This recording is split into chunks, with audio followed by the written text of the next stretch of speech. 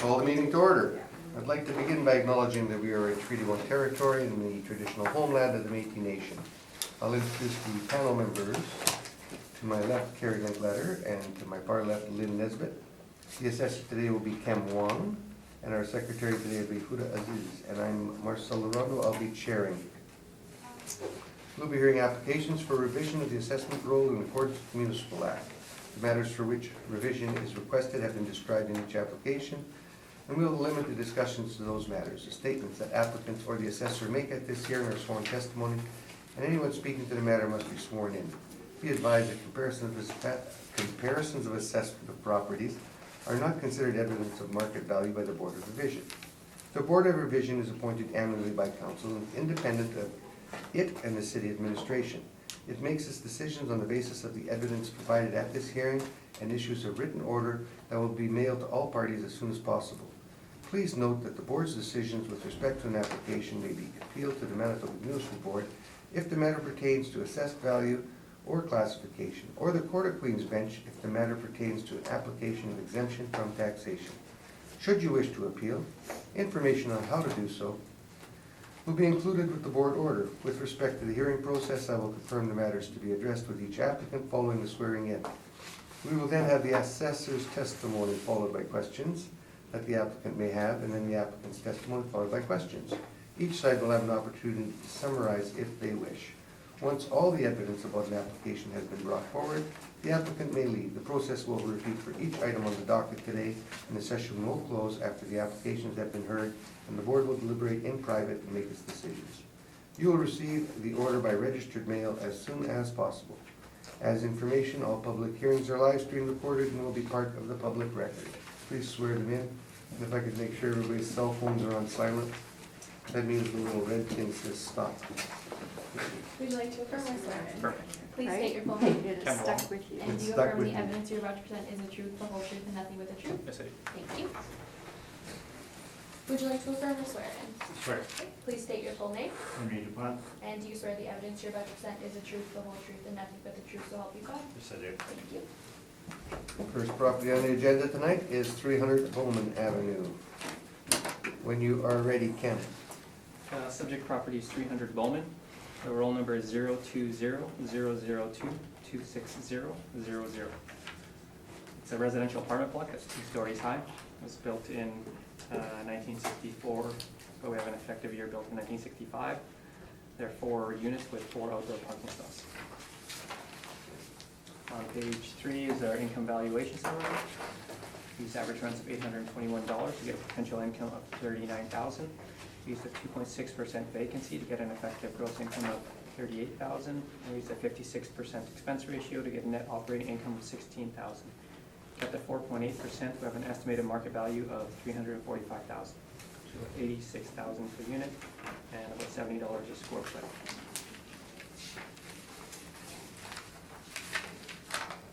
On page 4 are rent comparables, showing that the rents we've used are in line with what's on the market.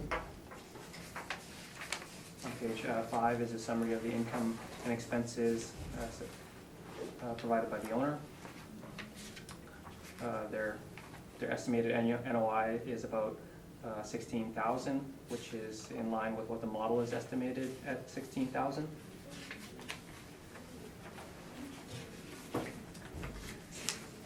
On page 6 is information on how we derived our cap rates. The cap rates range from 4 to 7.3%, with the majority of them falling between 4.9 and 5.3%. On page 7 are some cap rate sales. If you look on the multifamily section, just below the middle of the page, the cap rates range from 4 to 6%. And on the bottom of page 7, the cap rate for 500 quarters is 4.07%. So the purpose for showing these capitalization rates is to illustrate the accuracy of the model and to substantiate the model-derived capitalization rates.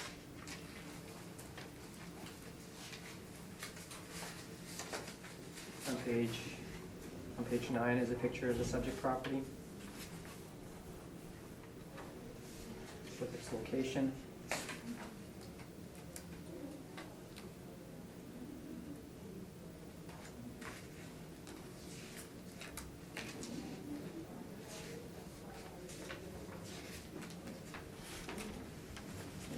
Page 10 to 14 are the income and expenses submitted by the owner.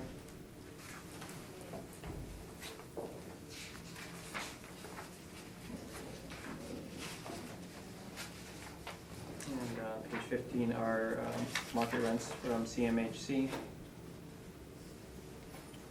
The subject property is comprised of 2 and 3 bedrooms. Based off of CMHC market rents, their rent should be about $1,248, but the model has applied a rate of $821, so on the lower end of the range of market.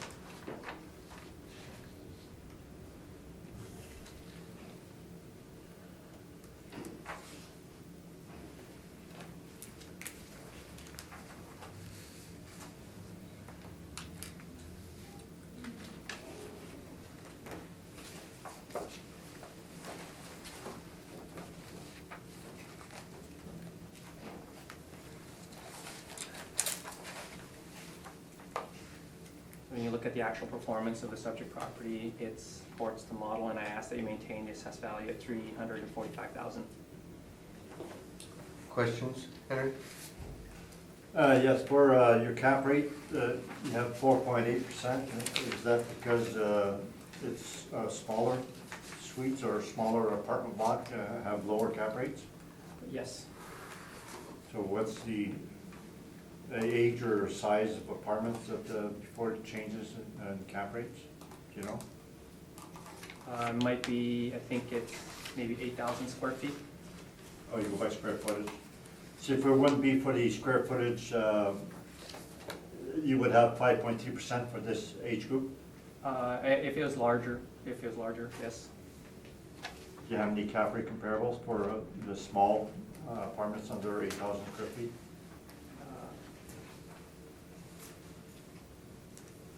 No. Just what's provided to substantiate the model. That's all the questions I have. Carrie? Did you have a chance to inspect the property? No. Actually, I have been in this property though. For a party? I bought winter tires from a person that lived in one of the units. Oh. So I have been there. Kijiji Kenner? Were you inside? I was inside. Did you get a complete tour? No, I didn't get it. I didn't get a complete. He got out as quick as good. What year was this? No. Do you have in your notes when this was last inspected?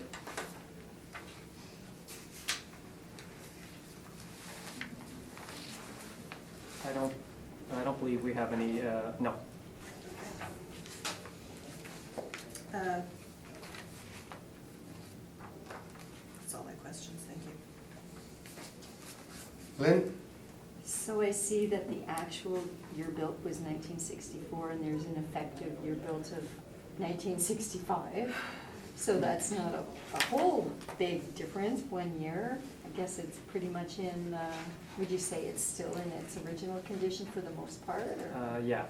has it, what, Based off of that, yes. yeah, I was gonna say what kind of, I'm actually not really too sure Okay. why the effective year built is 1 year older than the actual year built. I'm not. okay, It seems a little bit strange. okay. And so this 4.8 cap that you have, I'm just looking at your chart on page 6, and it's actually lower than the 20th percentile of 4.9. So why would that be, given that it's a 35, 55-year-old apartment, Yeah. and it's 4.8? Like Well, it's even lower, it's in it's that low. 20th Yeah. percentile. It's in the lowest 20th percentile.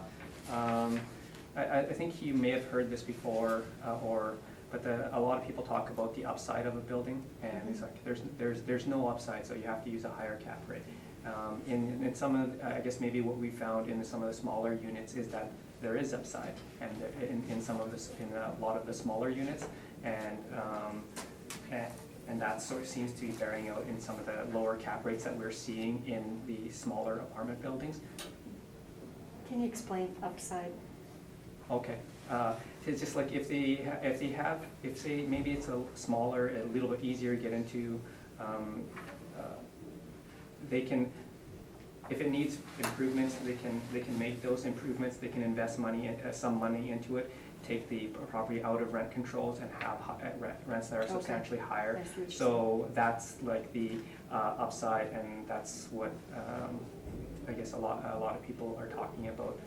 It's like this property's renovated, there's no upside, and it's like, well, there's a lot of properties that are not renovated, and a lot of them are some of the smaller ones and more easily, potentially more easily available.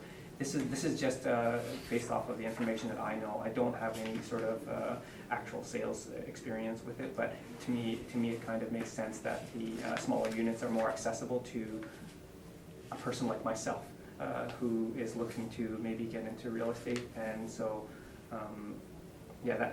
that's where we're getting it from. It's what we've observed in terms of sales of smaller blocks. Okay, thank you so much for that. That's all, thank you. So Kim, CBRE comes in at between 5.755 to 6. Yeah.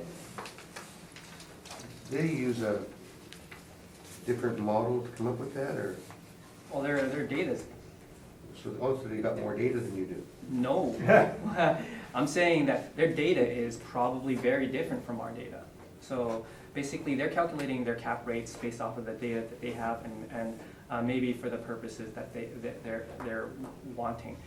As you've heard, like a lot of the, say, Colliers or even CBRE, they're more investment grade type properties, so they might not even be, like those types of cap rates are what they're estimating the cap rates to be, and they might not even be appropriate for what our market is. The cap rates that we've established are based off of the income and expense information from the properties that are in Winnipeg, and also they're put up against the sales that are in Winnipeg. So the cap rates that we have are based off of Winnipeg information. With regards to some of the information that Colliers and CBRE or whoever has, I'm not sure what type of sales that they're using, but I get the impression that they're investment grade only. And well, the thing is, the majority of the apartment buildings in Winnipeg, they're probably don't fall into that category. So they're calculating their cap rates for whatever purposes that they are. These are just to give you an idea of what those cap rate, what they say the cap rates are, and just to say that maybe we are lower in some regards, but we're also right around there. So here's Ken, who is really understands real estate real well, Yeah. and he's gonna buy this building. Yeah. And you see the numbers it's generating for profit Yeah. on the NOI. Yeah. Would you not expect a higher return out of 4 than what this is showing? Years, you might think that, and logically it would make sense. But based off of some of the sales that I've seen in the marketplace, there are a lot of buildings that are trading in the lower cap rates. With regards to why people are making these purchases at such low cap rates, I can't really say. I can't really get into their heads. But based off of my observations, this has happened. And the thing is, if we so there's a lot of smaller buildings that are selling for lower cap rates. If we were to apply some sort of a Colliers or CBRE cap rate to it, it would distort it to be artificially low. It would probably drive the banks to ask for a bigger deposit on the building though, wouldn't it, if it had a higher cap rate? Because it would be a higher risk. If it had a higher cap rate, and it was showing a higher cap rate, and I was going to the bank and I said, I've got this building and it's got a 7.4 cap. The bank would say, well, I'm not gonna let you in with 25 points down, you're gonna have to come up with 35 or 40 points. Yeah. But if I come in and say, I've got this building, it's $335,000, but it's got a 4.3 cap or a 4.5 cap, Yeah. the banks will look more positively at that, won't they? I'm not sure. I have actually never talked with a bank about getting a commercial loan for an apartment building. With regards to how that goes, I'm not really too sure. But the thing is, some of the transactions that I've seen in smaller blocks, their NOIs, they're not super high, maybe somewhat similar to this, but the thing is, that's what it's sold for. And with regards to the lower cap rates, so like we're trying to estimate the market value as accurately as we can.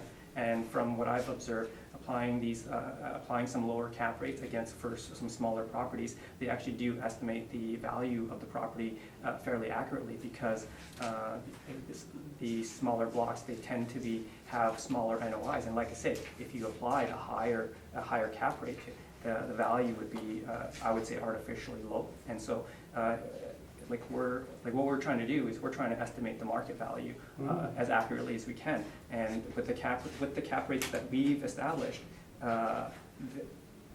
it does estimate the market value accurately, because the ratio studies that we have that we meet for IAAO standards, it basically says that the model has estimated the value of the properties accurately. And so that's kind of our gauge. Yeah, so now we've got that in place now, so we know that because it's that size of building, smaller, it's gonna be more popular for somebody to buy it. We're coming in at a low cap rate. Maybe there might be more upside. Do we investigate each one of those properties to see what kind of repairs they might need to put them into a better category? No. Like for the assessment department? No.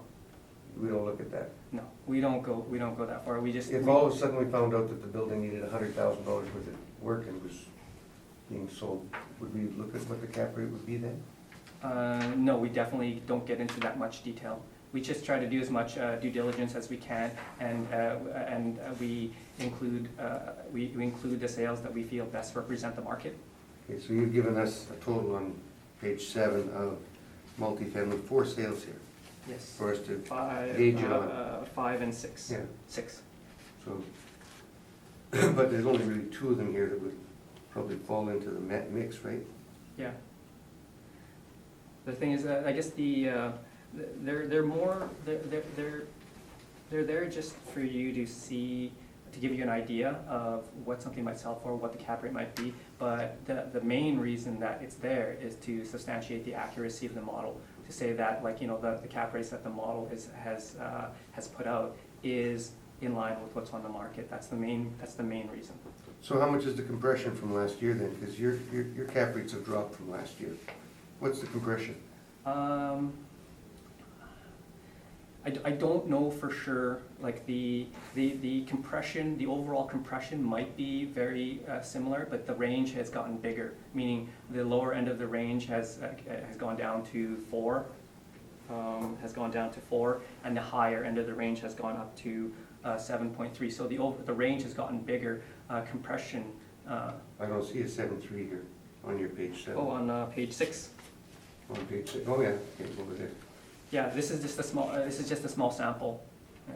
So we should be looking more at these numbers you've got on this side than this side, right? More on your page 6. I think they both provide a bit of information. So your B Yeah. is at 4.9 to 5.3, right?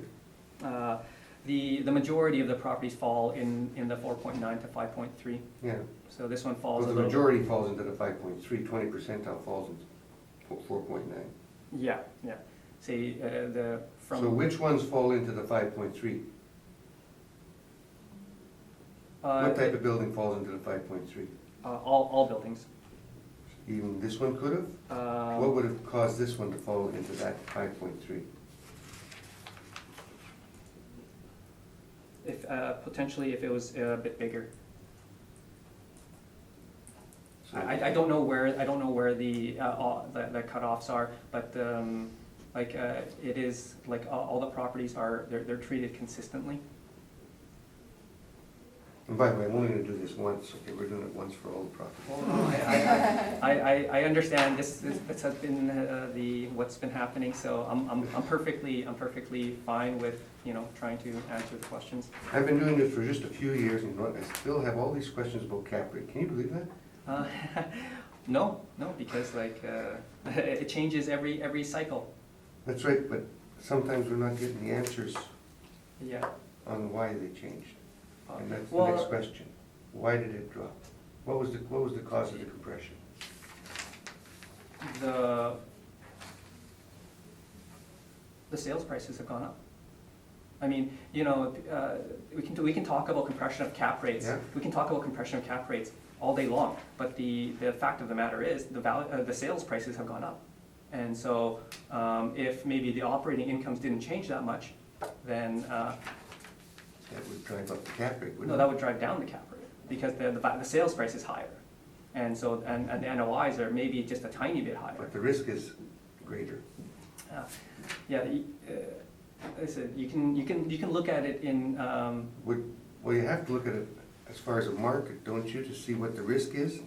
If you're gonna capitalize it and you're gonna put a mortgage on it, you're gonna have to figure out the risk factor. yeah. So is the risk factor higher, the higher we go on an older building like this, or is it less? Yeah. I would say generally you know, You're saying, well, according to your numbers, you're saying it's less. maybe setting the risk part of it aside, like I say, if something that was 800, that sold for 800,000 previous cycle, sold for $1 million this cycle, but their operating income is very similar, the cap rate's going down. And it's just a measure, it's a measure of the operating income compared to the sales price. And in this case, like over the cycles, over the last, say, 5 cycles, the cap rates have been like, you know, But we've always been lucky in Winnipeg that we've got people that want to buy these types of properties. We've always had people that are prepared to invest and take that risk to go into them. yeah. Do you think some of them don't realize the risk they're going into, or? They may not look at the capitalization rate from what I've, from my experience, they may not look at the capitalization rate as a risk. They'll look at the building and they'll be like, you know, the net operating income is still the same, but the asking price is higher, but you know what? I'm gonna buy it. Well, as a buyer, I like the idea of having your cap rate down low because I can get more money out of the bank. Yeah. The lower the cap rate, the less pressure they're gonna have from the bank. The higher the cap rate, the more pressure I'm gonna have, the higher risk. Yeah. Yeah, you have more experience with banks and commercial loans than, actually, I have no experience, so anybody has more experience than I do. But, you know, based off of how that cap rate relates to estimating value, that I do have experience with. And basically, the cap rates that we have, if you use them to try to estimate values, they're accurate. Okay, on to you. Can I read right from that? Yes. When you showed your percentile, 5.2%, 80 percentile, that's 80% of the assessed properties have 5.2% average? No, they have 4.9 to 5.3. No, no, but you have 80th percentile is 5.3, 20th percentile is 4.9. Yeah. And the paragraph above says these are the charts, these are the published rates used by the assessment department. What the 20th and 80th percentile means is that, say, between 20 and 80, there's 60%, right? 60% of the properties in Winnipeg have a cap rate between 4.9 and 5.3. That's what it means. So these are your published rates and not the average cap rates that you've calculated. They're not market cap rates, these are your rates that you've applied, is that correct? These are the cap rates that we've estimated based off of the income and expense and sales information that we have. It says above, indicating a narrowed range of cap rates used for 60% of parcels, that's what you've used, right? Yes, between 4.9 and 5.3. Right, so Yes. they're not the market data, they are what you have used. Would you agree that you did not have, for 2018, 2016, 2014, 2012, any lower cap rate for smaller apartments? I believe that's the case. You believe that's okay, you say? I believe that's the case. That's the case. So it's a new concept that you have. So the small market did not exist for previous assessments? I'm not sure. You also stated that the CBRE and Colliers may not be dealing with small properties. Are you getting that from experience, or would you say that the Colliers and CBRE are involved with all sides of the Whenever I get, Mr. Rocky Neufeld from Colliers to say that these are investment grade properties and that subject properties are not investment grade properties. So that leads me to believe that the majority of the sales and the cap rates that they have for the Colliers cap rate study are properties that don't relate to anything, almost very little of the properties that we have here. Colliers has high-rise and low-rise only, whereas CBRE has low-rise A, low-rise B. So CBRE does make a difference with the low-rise B. So that's not investment grade. Would you agree with that? I don't know. I don't know what they would consider investment grade. Maybe You they're, show two types of low-rises. One's a A, one's a B. So one's superior, one's inferior. Would you agree with that? I don't know.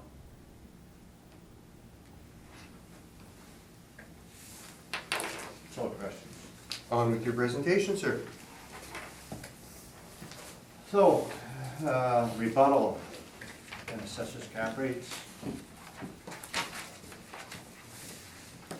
I think we've done this one before, right? You've all seen the Yes. rebuttal? Yeah, So, this is on the properties that he's got there, right, where you're talking about they're gonna need a whole bunch of work. yep. Yes. So point one, page 2 is that Precedence Municipal Board, Yeah. that they did not use cap rates that were intended for renovations. Cell number 1, 2, and 3 were intended for renovations, and there's proof of that in my rebuttal. And at TTT Ward, we have a cap rate calculation with full data supporting it, with a full income approach supporting it. Assessor has no income approach. We do not know whether their cap rates were calculated properly or how they're doing it, and they have the burden of proof. And that's my rebuttal.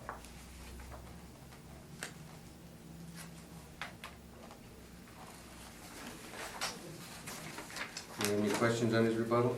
Cam? Can I make a couple comments? You may, yeah, On page 9 of the rebuttal, page 9.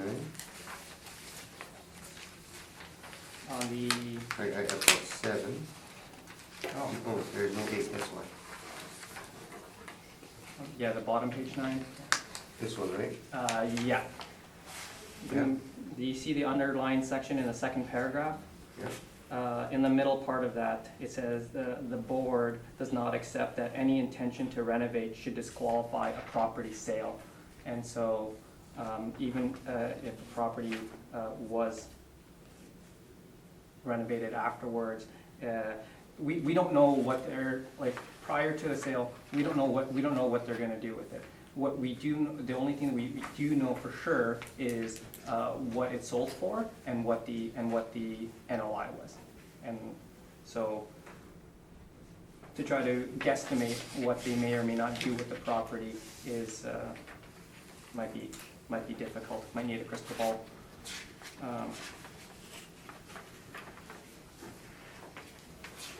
Tend to agree with you there. Is that it?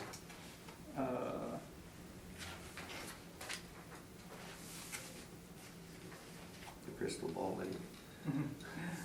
Yeah, the, on page 11 was, I guess, 191 Rock, and the owner didn't state it here because it's supposed to be on, I guess, the next page, but it wasn't included. But the owner for this property indicated that the cap rate utilized was 5%, and the cap rate that we calculated for 191 Roach was 4.84. So I believe that it is actually supportive of our cap rate. And that would be, I guess, all my comments. Carrie, do you have any questions on the rebuttal?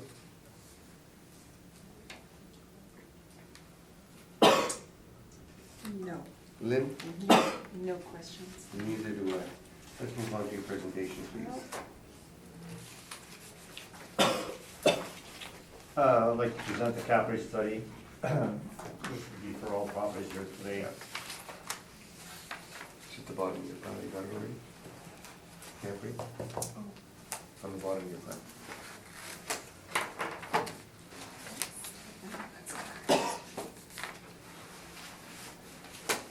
Go ahead, Henry, we got it. Oh, Just read. not yet.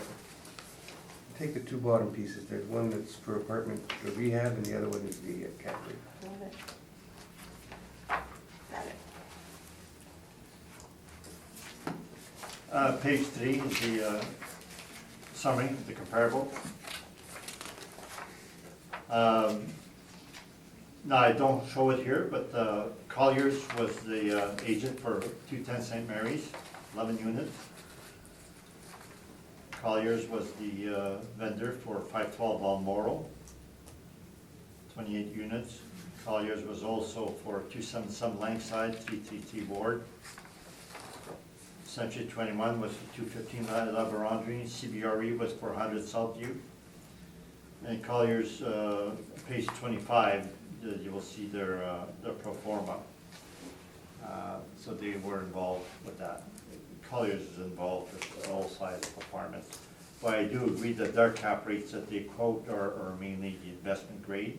I believe they've stated that in the past, so that when they say 5 to 6 is usually for the higher quality. Whereas CBRE does show a low rise B. So based on those particular comparables, you see on the right, this is the, all the cap rates are 5.91 average built, newer is 5.38, 2006 plus, I believe today we don't have any of those.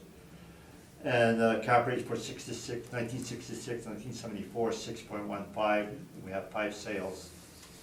That would be all supported with the data we have. So we have the financial statements on all of them.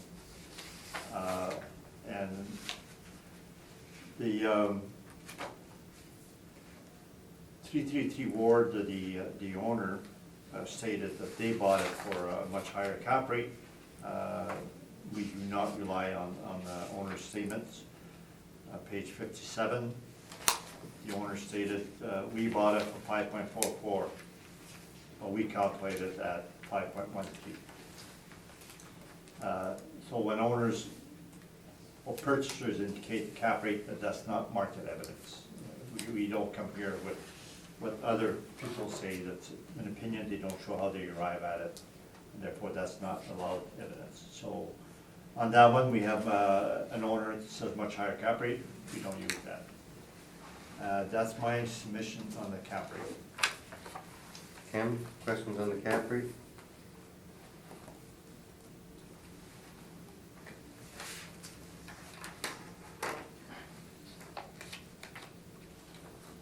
So what page is Ward? 57, page 57. 57?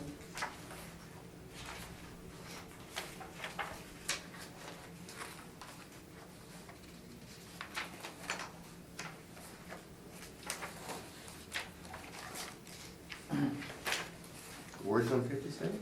The owner's statement of what they bought the property for. And 56 is the start, and then we have all the financial information that follows after that. Sure. If you go to your page 12, near the front of your submission.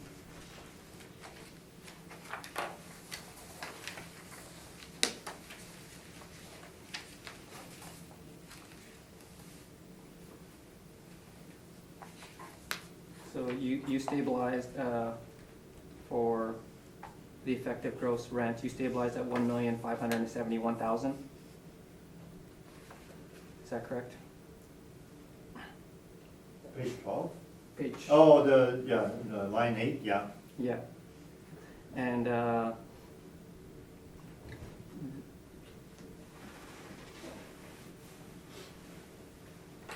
their 2015 income was $18,000 lower. And it's shown in the remarks, we're using the rent roll as September 15, 2015, as per Colliers, is what they used when they were selling the property. Okay. Was their income stable from 2013 to 2015? Yes, it shows it's relatively Okay. stable, it's an upward trend. Okay, and, but there's a $18,000 difference between 2015 and what you stabilized at. Based on the rent roll at the time of purchase. Okay, so, Well, it's not, it was purchased in January 2016, but it was marketed September 2015, and that's the rent roll we had, that the Colliers had at the time.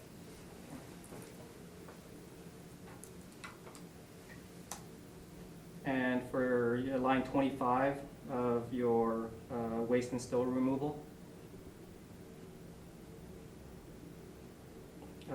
the average for 2013, it was 30,000, and for 2014, it was 20,000, and for 2015, it was 10,000. The average is 20,000, but you stabilized at 10,000. Is that what you normally do?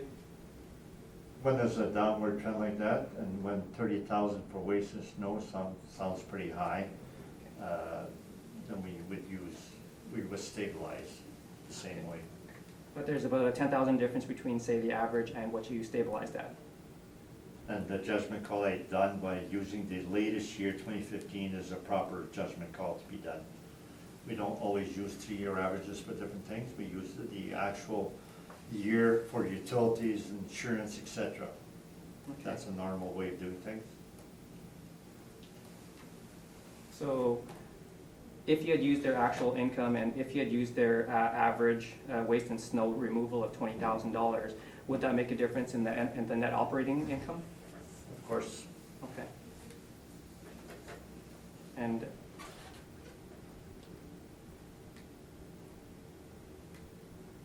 okay, that would be all my questions. Gary? I have no questions, thank Lynn? you. No questions. Neither do I. Let's move on to your presentation. This time. okay. So you've seen the photos, we can jump to page 7. Go to the bottom, line 33, net operating income. We're pretty much the same as the assessor, we're slightly less. We go site specific. We have less income to start with. The assessor is using much higher rents. However, it has lower expenses. So we use 6% cap rate for this property. So we've excluded the one high year for the repair and maintenance. So it's a cap rate dispute mainly. We're saying 6% for this property based on age in our cap rate study. I should point out in my cap rate study, that page 3, I do have 3 small properties. 210 St. Mary's, 11 suites, well, 4 small properties. 155 Mighton is 12. 215 Laveronde is 6 units, and 718 Beach is 6 units. So they have relatively small apartments there, and then 403 St. Anne's 14 units. So we don't have any evidence indicating that smaller apartment blocks have lower cap rates. I would also suggest that if you have a low cap rate and you go to a bank, that means you have a really high price in relation to the income. The bank will go with debt servicing, and they will have a hard time giving the loan at 75% for a property with high debt service. So if the mom and pops are buying not properly on their income stream, the banks are going to not be giving them their proper financing. Thank you. Any questions, Kim?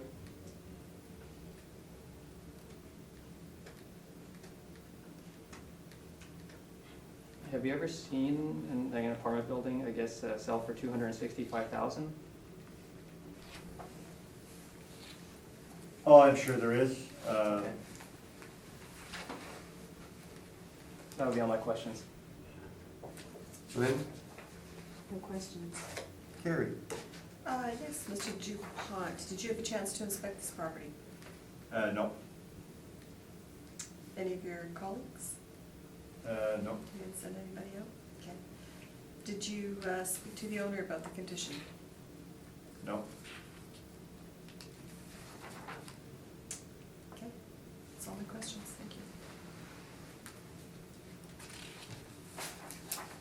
Can I add something? Sure. I was asked, what was the 2018 assessment, was 248,000. And at that time, the assessor used 5.25 cap rate. And I believe it was not appealed in 2018. Was that a board decision? Wasn't Sorry, could you No, say that no, again? that, Could you say that again?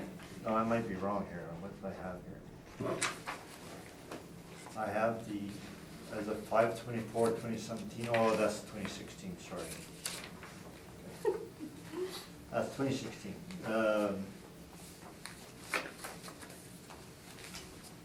I don't have the board decision. I have, I have the 2018 workup, 294,000, which was not disputed.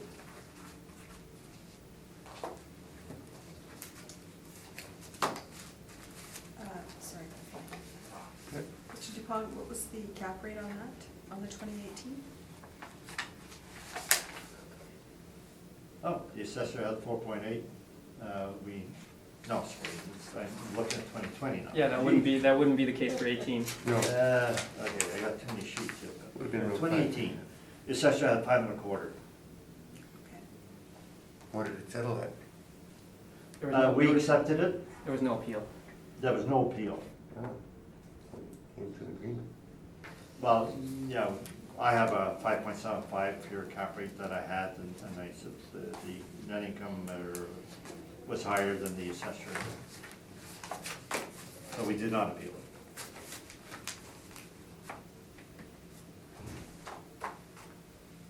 Any other questions? Can I redirect to the same? Yes, you can.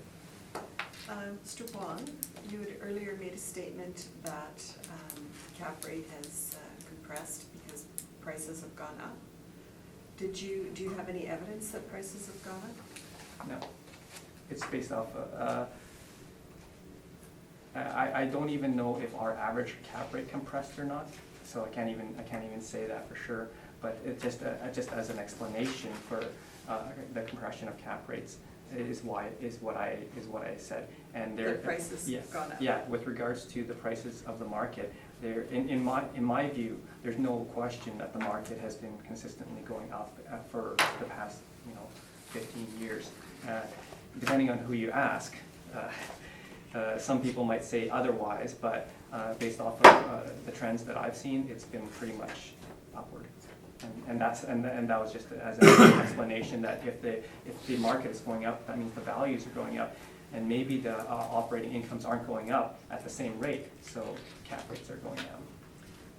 Just for clarification, if you're talking about commercial properties or Apartment we're not buildings. talking- Yeah, Apartment buildings. With regards to office and retail or anything like that, I'm not as familiar with those. okay, so strictly apartment buildings. Yeah, Okay. I pretty much work with apartment buildings. Okay. Can I just ask him? Yes? Sorry, Mr. Dumont. Can I add in regards to that? After she's done with the Okay. Just have one quick question. On page 7 of your brief, under 2015, there's a repair and maintenance expense of 11,000. Mhm. Do you know what took place? I have to look.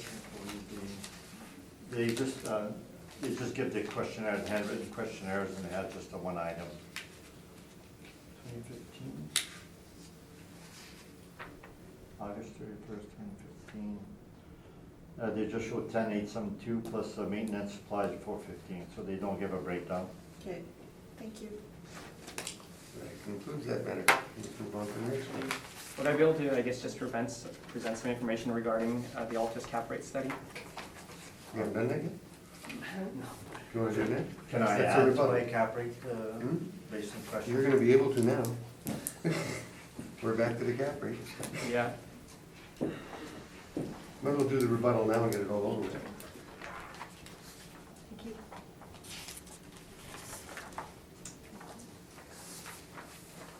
This is information that is already in here.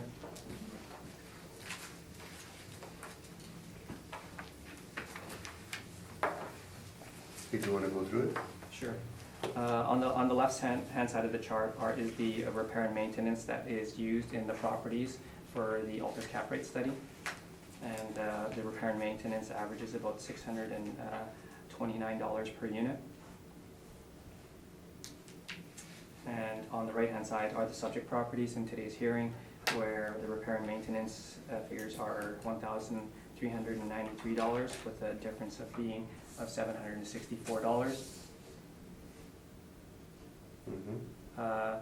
When you're doing, I guess, the calculation for a cap rate study, the repair and maintenance figures, I would think that they should be very similar to the repair and maintenance figures for when you're actually trying to produce an NOI for valuation purposes. They should be similar, and if they are different, they might be a few $100s different. But in this case, it's 700. It's the double. The difference is 100%, and so it's in this particular case, it's either the cap rates are going to be a little bit lower. If you use the normal repair and maintenance, the cap rates would be lower, and actually they would fall in line with us, or the NOI, the net operating incomes for the subject properties would be higher if they applied the consistent repair and maintenance, and that's the purpose. Henry? Are you saying that we should not be going site-specific repair and maintenance for the cap rate and or the subject properties? I'm just saying they should be similar. Why should they be similar if you're going site-specific? Well, yeah, the cap rates are meant to be representative of the properties that you're trying to value, so they should be similar. Of the cap rate study, there's 3 properties or new properties, 333 Ward, 718 Beach, and Southview. Should they not have lower repair and maintenance because they're new properties? Maybe, yes. But it's 210 St. Mary's at $332. That's not a new property. And then we have, and when you have properties with low rents, they should also have lower repair and maintenance, is that correct? I'm not sure. And when you have renovated properties, they should have lower repair and maintenance also, is that correct? Slightly lower, better, more efficient.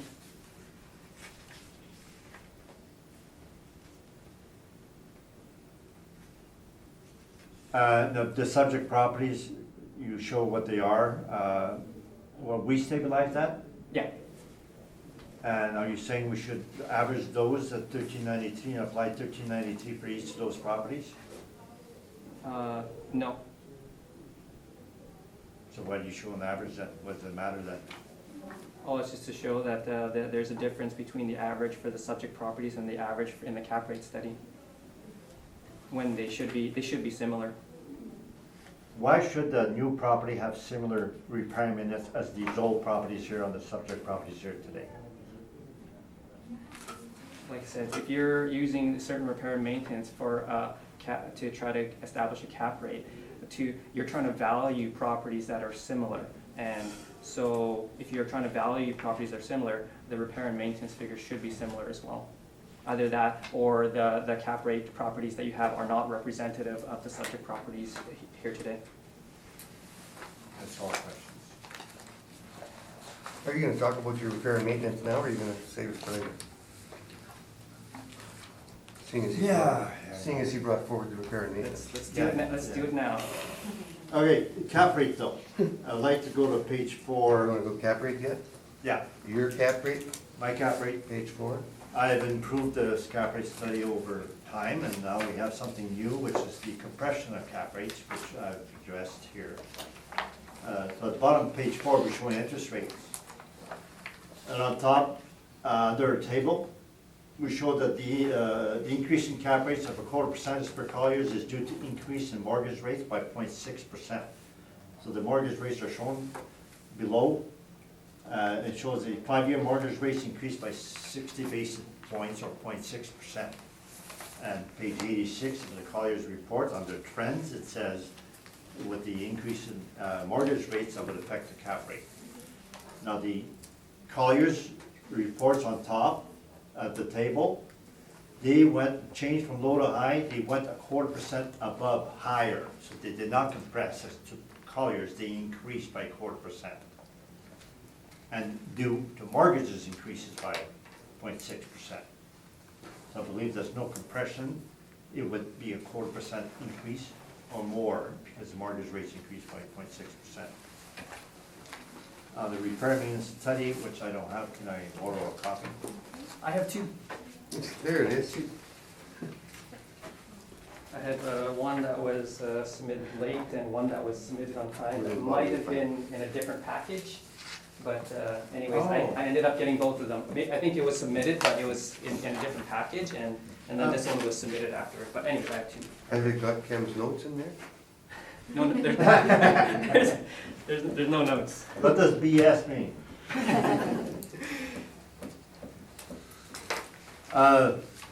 Okay, so the first page is the summary of all the properties we have in our repair maintenance study. On top of it shows the rents as per CMHC, so to give you an idea what the rents are. So the index number 5 on the rents, 6874. The one bedrooms average 900, two bedrooms 127, and the average of the 1 and 2 is at 989. And then the newer properties, you can see they're going up to 1292. So in essence, if you have below 1,000 per suite, you have lower rents, and if you have above 1,000 per suite, you have higher rents. And we were saying that the higher your rents, the higher your repair and maintenance. They're matching. Except when you have high rents because you're newer or renovated, at that point in time, your repair and maintenance are lower. So the repair and maintenance index, we have a whole bunch of categories, and we have it as to whether it's by age or whether they're renovated or not. And index number 1, we got 4 properties. The repair and maintenance averages 874, and we use 874 per suite. And then the rents were 1240, which is relatively high, it's higher than the average, but they have, they're newer. The number 298 renovated, there was only one, it was 667 per suite, and that's what we used, and their rents were 957. Number 3, the high rises, 80 to 97, they have higher repair and maintenance at 1521, that's what we used, and the rents is at 1035. The index that has a lot of properties, number 5, high rise, 4679, there's 19 properties. The average actual is 2146, we stabilized 1772, and the average rent is 1021. And then if you go, the next large group is number 10, index number 10, low rise 60 to 79, there's 34 properties, those average 1606, we stabilized at 1432. And the rents there are much lower at 817, so it has lower repair and maintenance than high rise or newer, I guess high rises and not the renovated. But they have lower rents. And the number 12, the low rise 4659, the repair and maintenance is lower yet at 1276. We stabilized at 1223, and the rents are 706. And then the 1946, pre-1946, they have lower rents yet this one, the repair and maintenance is higher. Now, we don't have page numbers, so I guess it'd be a little bit hard to find out where those are, but if you look at the one with the 34 units, those with the lower rents tend to have the lower repair and maintenance. And every property has it in their own pack, and you can't be all treated the same. You can't be using average repair and maintenance. We go site specific, and usually because it matches the level of rents that it has or condition it has, whether renovated or new. And that's my report on repair and maintenance. Do you have any questions on that report, Kim? No. Carrie? No. Lynn? No. And I'm good. I think we've asked you every question on those. This can go over here, let's not get it all confused.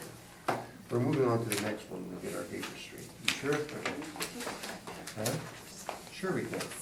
We're gonna take a 5-minute break, straight off the bat. But read the roll number and the file number on, and then just go to the non-compliance matter, please.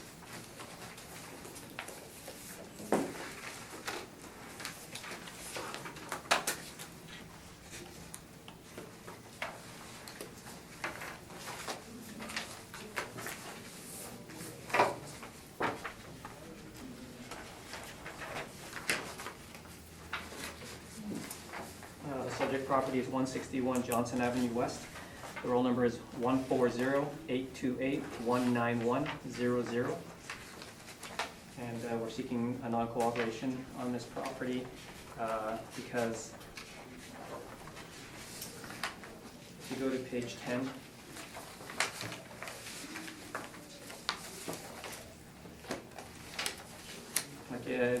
the underlined bolded portion in the middle of the request for information says May 3rd, 2008. Please note that a separate questionnaire is required for each roll number. Submitting one mailer covering multiple roll numbers is no longer acceptable. Failure to comply with this request will result in the imposition of penalties outlined in the Municipal Assessment Act and detailed in the attached instructions for completing questionnaire. On the next page is their 2017 return. It says the attached income statement and rent rolls contain information for the following properties. So they're saying that the owner has confirmed that it is not possible to separate the attached income statement into separate statements by the roll number. Other than as indicated in the attached. The attached is after that. It is on page 12 and 13.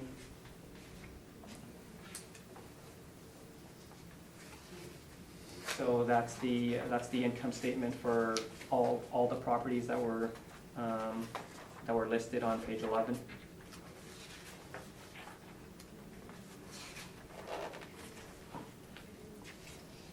And on page 17,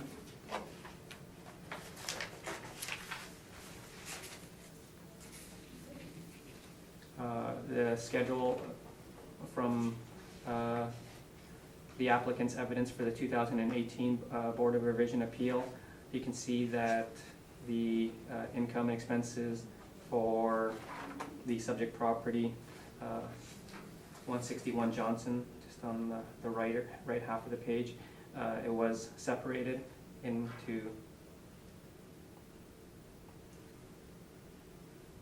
from the other properties.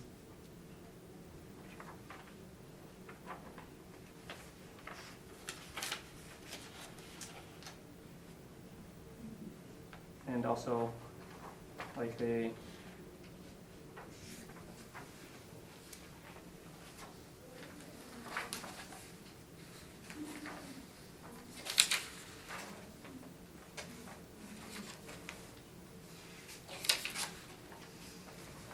so the income statement that's provided to us on page 12 is not helpful to us for producing the assessment roll, and so that's why we're seeking non-compliance for this property. And also, like in the applicant's information, the applicant was not able to separate the information either. So that's why we ask for it in a separate. We ask there one separate questionnaire for each roll number, is so that we can use it to produce the assessment roll. And the applicant wasn't able to separate it for either. And so that's why we're seeking non-cooperation for this property. Henry? I don't get quite what you're saying. The evidence for 2018 appeal is based on April 1st, 2016 valuation date, is that correct? It's just information that was submitted for their 2013 and 2012 income statement. But 14, 15, and 16 would have been done the way they do it now? Maybe. I think this was the earliest one that I found where it was separated. So the Board of Revision did not agree with your request for penalty last time then? I'm not sure. They might not have called for it. That's in my evidence. Well, you have it in your evidence. I thought you said that the board ruled differently because they had No. different statements that. No, I didn't mention that. That's all my questions on this part. Carrie, any questions? I think I had one. Maybe ask Lynn first. Hmm? Sorry. Ask and answer. Okay, sorry, just one thing to point out, housekeeping, page 10 of your brief. Yes. Just second paragraph from the bottom of the letter, it's got their private user ID and phone number. It should be My mistake. blocked out, I should have removed that. yeah. So, sorry, just to be clear, page 17 of your brief, so you're trying to say that previously everything was split out, correct? Yes. In 2012 and 2013, and now it isn't? Yes. Right, okay. So there have been a few companies in this predicament that they were combining a bunch of roles that I have sat on, correct? I don't know. Well, no, that you've come across also. But did the city not give them a deadline or a timeline to change this practice? No. I'm not to my knowledge. Not to my knowledge, the request has been the same for the last few cycles. Okay, I thought that there had been some provision given. Okay, that's all my questions. Thank you. Lynn? Okay, so I just need to clarify too. So last cycle, you were provided with information specific to this property, so it wasn't a problem then. Now it is. Has anything changed in the management, or anything changed in the ownership, or anything like that? I don't think ownership has changed. Okay, so it's the same, you're dealing with the same people, basically. Did you contact them to discuss the issue at all, or I think they're aware. they're? I think they're aware of the issue because I believe Altus is aware of the issue, and that's why they submit something on page 11 where it says the owner has confirmed that it is not possible to separate the attached income statement into separate statements by roll number. It's not possible, so that's what they're saying. Okay, thank you.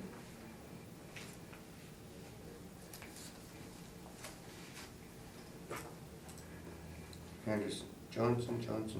So the Johnson's units would be like one economic unit, but the other ones don't fall into that one economic unit, do they? I would say, it seems like they're not next to each other.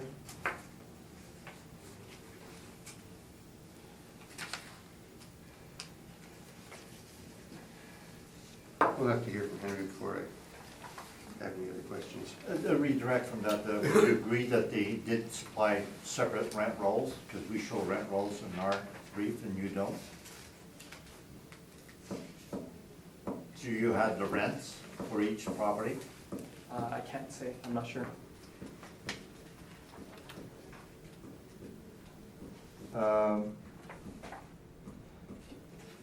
Now, your questionnaire says that, your request says that submitting one mailer covering multiple roll numbers is no longer acceptable, but the legislation that you show on page 8 does not say anything to that effect, does it?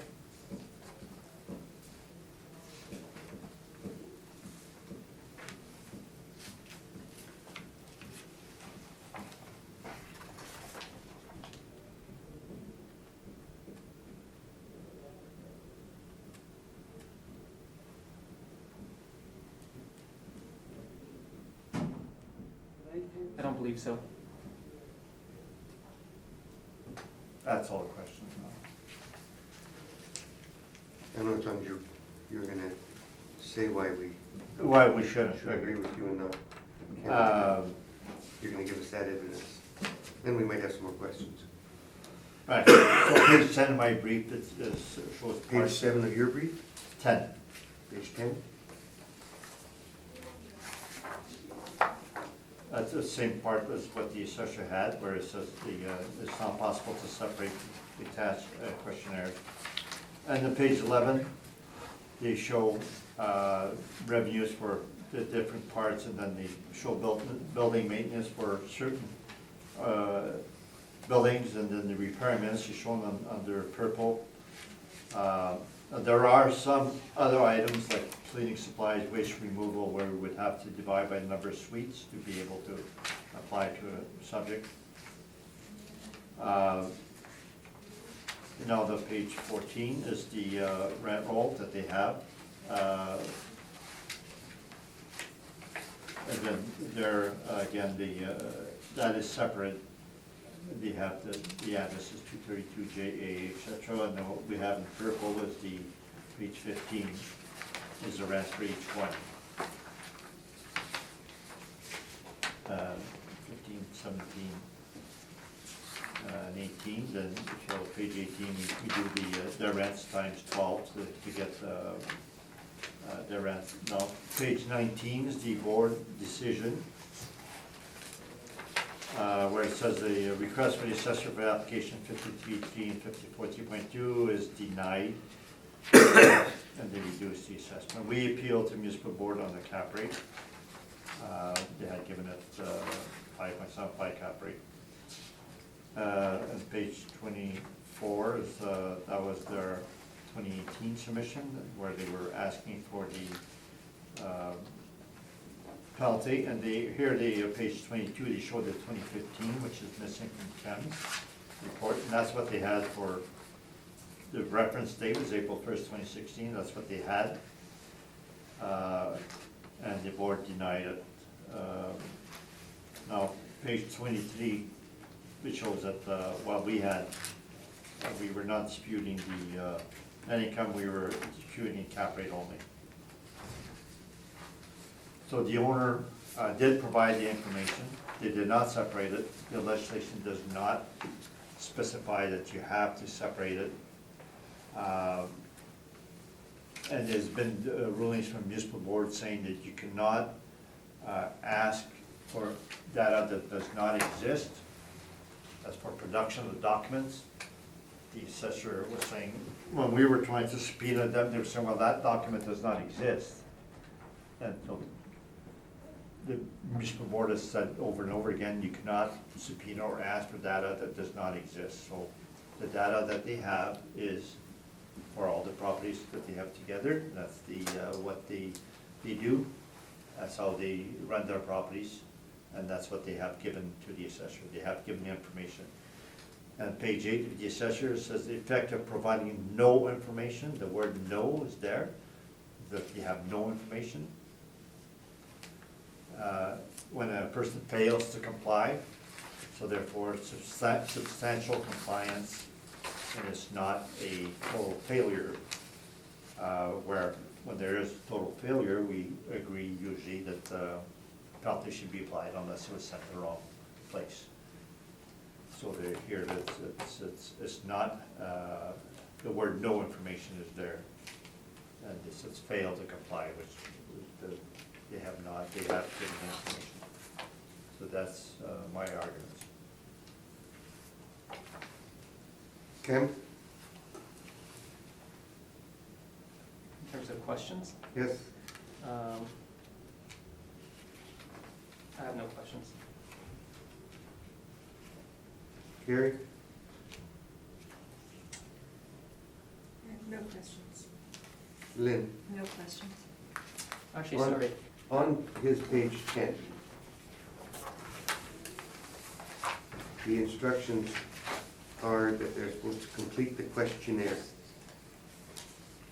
And it shows the property income and expense questionnaire, form number 529-3. Did they complete that questionnaire? 529, what, Dash 3. There's verification form and multifamily questionnaire. There's 3 of them. 529-4, 529-5. Those are what they're requested to fill out. Did they fill them out? That's not necessary, because you probably know that a majority of properties do not fill out the questionnaires. They give their own rent rolls, their own financial statements. But when they do that, it's on one economic unit. It's not on a group of buildings that are segregated. You're saying in your information that you provided to us that they've got all the information there and it can be dug out and then divided by the amount of, should the city do that? Why would you guys not do that and get it done and get those questionnaires filled in properly? First of all, the argument 5293 is not relevant to anything. It's that the information substantially in that questionnaire can be given in other forms, Yeah. okay? And now, it's whether it should be separated or not, and that the. How is the city supposed to put it into their model if it's not separated? They do not do site-specific valuation anyways. Their models, It's not for evaluation, it's for creating a model. they have the rent, and they have the information that it's not divided. And I've done many appeals in the last week or two where there's 2 or 3 properties on the same roll number. We do some kind of allocation. But these aren't on the same roll number. No, I'm saying that it's separate roll numbers. I've come here with Sussex, managing 2 properties side by side, it's one financial statement. They do not have separate financial statements. It's just it does not ask for non-compliance penalty. The board has not been giving those non-compliance penalty. 2018, 2016, the assessor has stopped asking for it for when it's not separated. The legislation does not ask it to be separated. It just says that there's no information provided. So they gave the information. If it's not separated, it does not exist. And that whether the assessor can do a site-specific valuation permit has no bearing on this. What does the law say? You have to give information. It doesn't say you have to separate it. And if you say it's 3 properties are part of this financial statement, or 2, whatever it is, then it's accepted. The data has been given, there's substantial compliance. So which act did you say it's not part of? It's a municipal assessment act, it's on the assessor's page 8. And you say that it doesn't ask for that form to be filled out for that purpose. The legislation does not say anything about form or how it's given, it just says 54 3.2 where a person fails to comply with a request for information or documentation. The board of panel shall specify a penalty. What does the city have under their bylaws? Kim? I think it just falls under, we have the ability to request the information, and the information that we requested is on page 10. Yeah. So that's done under the municipal act, which is Yes. giving you authority from the municipal act, Yes, correct? yes, it's given us the authority to request information. Yeah. So the municipal act gives the city authorization to request it. They're making the request, and it's up to them to comply. Are they not? Yeah, the city is going with the Municipal Assessment Act, they have a right to ask for information, and if it's not received, they have a right to ask for non-compliance. The board has decided non-compliance, we have to follow the law, the assessor has to follow the law. They can't come up and make up their own rules. It's a failure to separate is no longer acceptable, that's a rule they've come up with. It's not shown in the legislation. And the municipal board has said many times that you cannot ask for production of a document that does not exist. If a property is run, 2 or 3 properties together, one financial statement, it must be accepted. But you said it could exist because they could separate it. You said they could divide it by the amount of apartments and give us the information. We could do an allocation on the items that are not allocated specifically and divide by number of suites. Yeah. I have done that for a lot of properties that come here, like the Sussex properties with 2 or 3 properties. I have done allocations. Yes. And here I have not done allocations, the assessor can do that. If he wants, he can take the calculator and divide all these figures by number of suites if he wants. He has the data there and the ability to do it. If he wants to use his calculator, he has the ability to do it. But they put the request to your client to do the information and told him what the penalty would be if he didn't. They made up a rule saying you cannot, failure to have separate statements. It's a new rule that they've made up. It's not in the legislation. Ken, is it legislation or is it, are you saying it's legislation? Well, the thing is, I mean, our questionnaire is not in the legislation either. No, but where is it? It's in, I'm just sort of saying that, like, you know, you can get off onto the sidelines, but basically we're requesting information to try to help us develop the model, and you know, combined information is not very helpful. So, and as is the case, I mean, even with the applicant, it didn't seem to be able to, I guess, separate something for the valuation portion. Well, that's not proof. We took the easy way out, we accepted your net income. I'm not saying it cannot be done, I'm saying it can be done. And the thing is, even if we were able to do it, it probably wouldn't be super reliable. It's just because we don't know. We just don't know how it would be. I mean, it's very easy when you could potentially have like two sister buildings that are identical to each other. You might be able to do it, and you might be able to rely on it. But with regards to something like this is like a mixed bag of not just one or two properties. It's a mixed bag of 2, 4, 6, you know, about 9 properties, and they're located in different areas.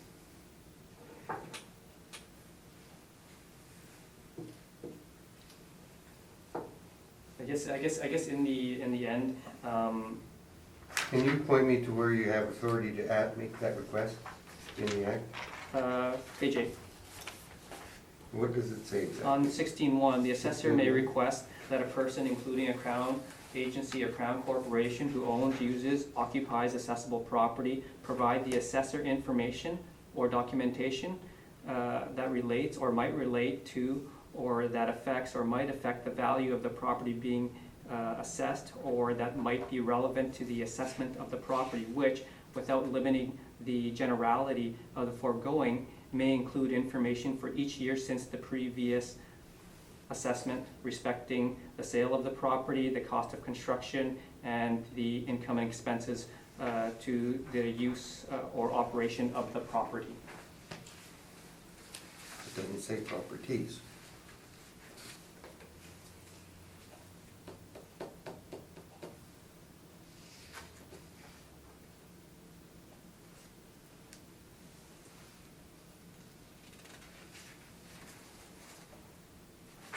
Your page 10 refers to instructions, separate document. You don't have this as your proof documentation. What do you mean proof? Well, page 10 Yeah? refers to middle. It refers to Municipal Assessment Act. It doesn't show it in the letter. It just says that, and detail in the attached instructions for completing questionnaires. He does not have this as proof here today. You don't have what proof here today? The forms 529-3, 529-4, and 529-5. I just didn't feel that it was a relevant part of the The request. attached instructions and the details of Municipal Assessment Act. So the details of the assessment act is here.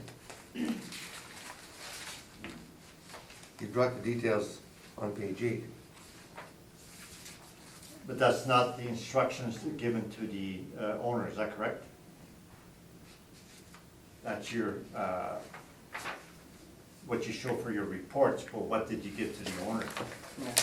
With regards to the those attachments, I did not present the entirety of the request because I just felt it was a waste of paper. And so the relevant portions are, is on my page 10.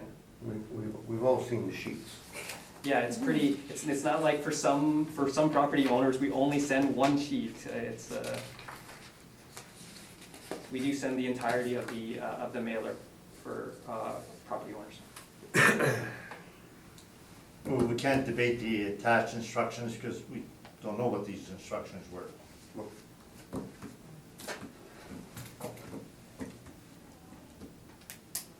Do you have enough information, panel members? Or you have some more? You got enough? Okay. If you could leave us for a moment, please. Cam, and we're calling back to order. The information that's requested was supplied, just not in the form that you wanted it. Because it's been given to you with all the information that could be dissected, I guess. Anyway, we're ruling against you, Kim, on this one. Yeah, I no, go that's into fine. You can, this, you don't need to sugarcoat it, you just. I'm not gonna sugarcoat it, you lost it. Yeah. You go first, Kim. And remember, this is only number 2, okay, guys? Well, I think, yeah, I think we're getting these ones out of the way. Okay, good. You're up. 161. 161 Johnson Avenue West. Yeah. Roll number is 140-828-19100. It's a residential apartment block that's 2 stories high, built in 1959, and it has 14 suites with 8 outdoor parking stalls.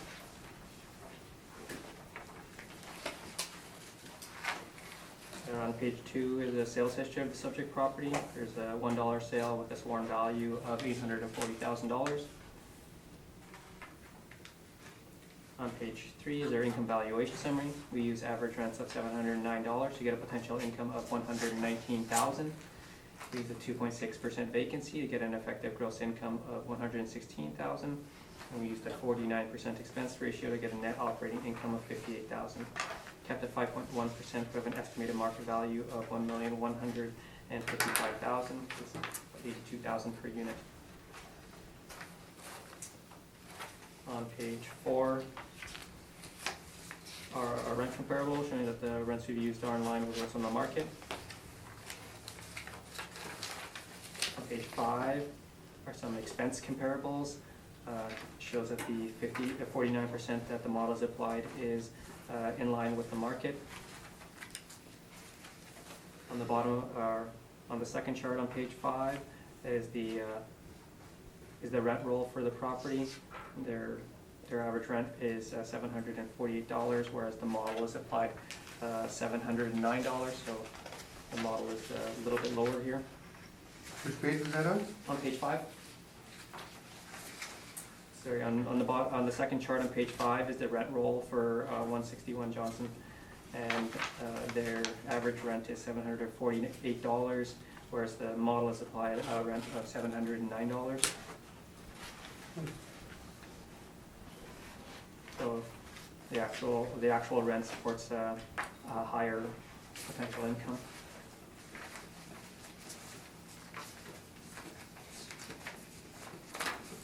On page 6 is information on how we direct our payments, and on page 7 are some cap rate sales.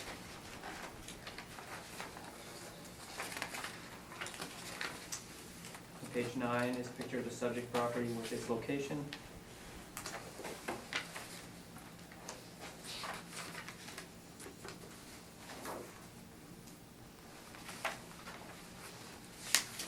And remaining pages that we have are the combined income statement for, I guess,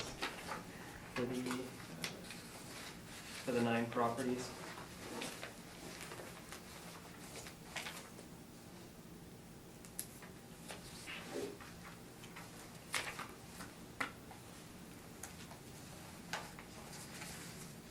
So the rents that we've applied are a little bit lower than what they're actually receiving. the expenses that we've applied are in line with supported by market, and the cap rate is in line with similar properties as well. Having said that, I asked you maintain the assessed value at $1,155,000. Questions, Henry? The property is built 1959. Do you have any cap rate comparables for the age group 1946 to 1959? No, we do not. All questions? Carrie? Did you inspect this property? I have not inspected this property. Do you know the last time it was inspected?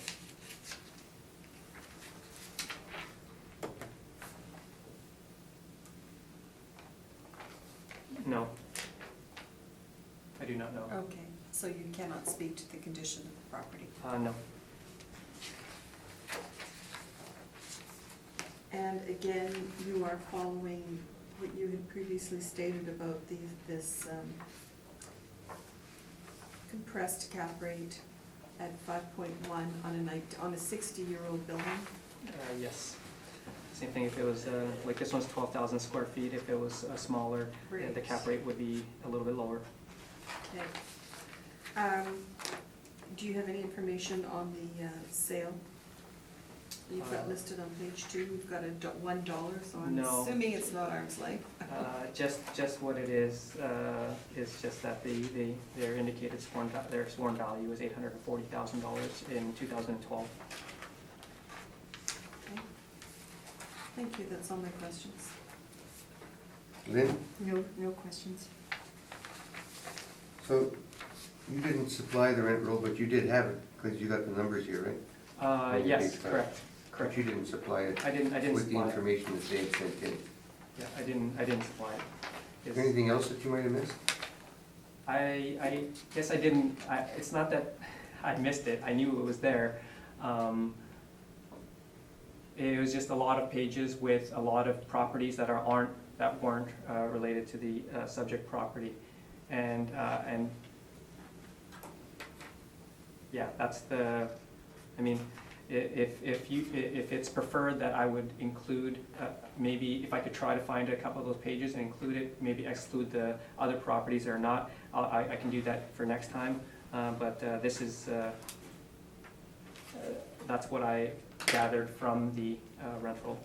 And everything on your page 3 is long, so, correct?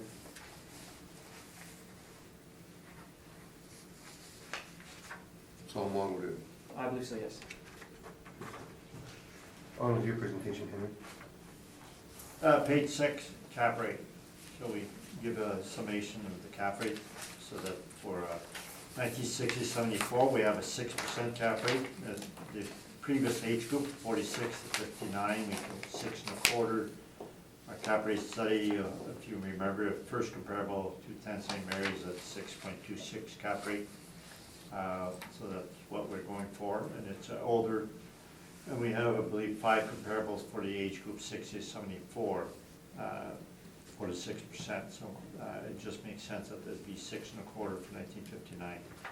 So page 7, I guess it's the next page, it's not numbered in my one.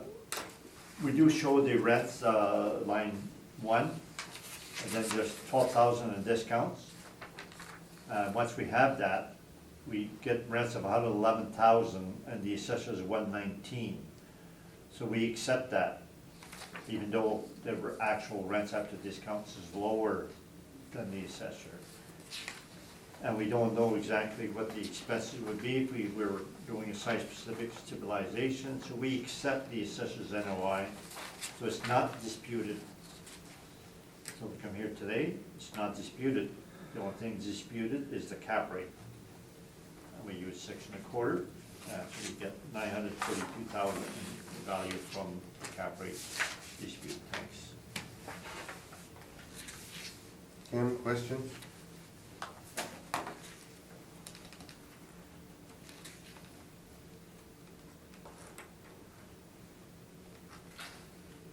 So you didn't use their actual income and expenses for your valuation?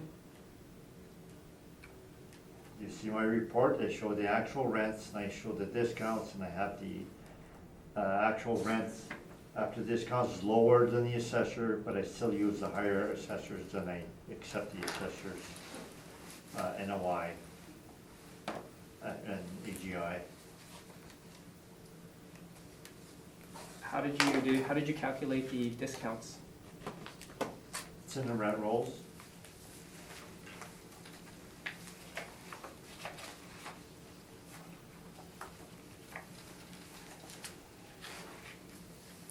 On page 15? Is it on page 15?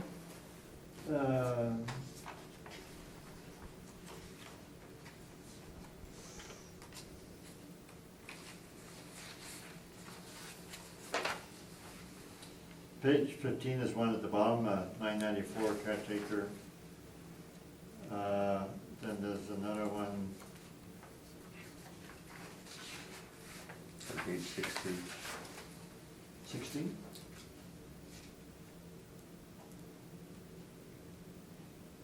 I was just trying to figure out where like how you calculated the discounts. Page 17 is another discount of $50,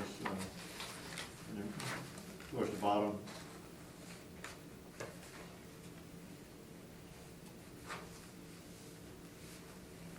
Oh, so you calculate the discount using just calculating the caretaker fee and the $50 discount. Yes. Okay. That'd be all my questions. Carrie? Did you inspect the property, Mr. Dupont? No, I don't inspect properties usually at this board or even on municipal board. So I'll just ask you then, you didn't inspect any of the properties on the docket today? No, they did not. And nobody else at Altus did? No, they did not. Okay, thank you. Lynn, No questions? why don't you ask him if he inspected any of the docket today? So we don't have to do it again. I'm just gonna ask him every time. Let's move on to the next property.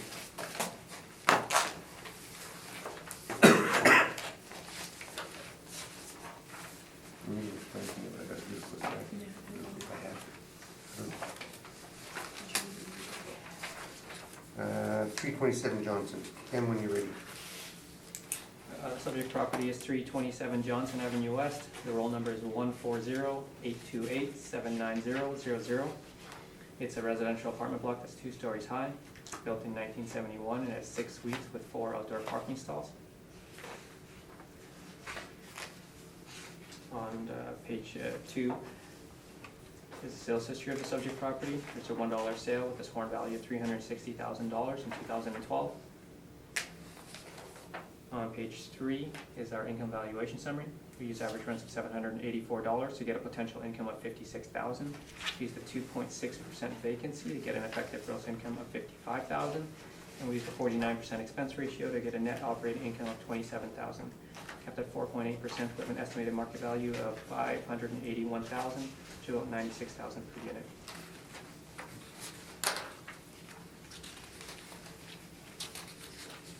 On page 4 are some rent comparables, showing that the rents we used are in line with what's on the market.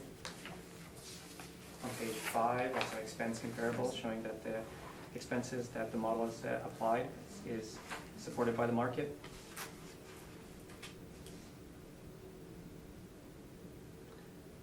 On the bottom, second chart on page 5 is their rent roll, an average of $744. It's a little bit lower than what the model is estimated at $784.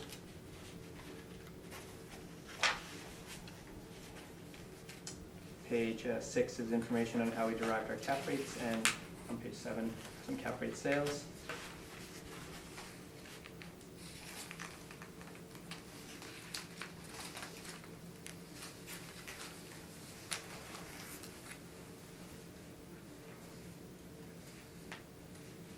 On page 9 is a picture of the subject property with its location.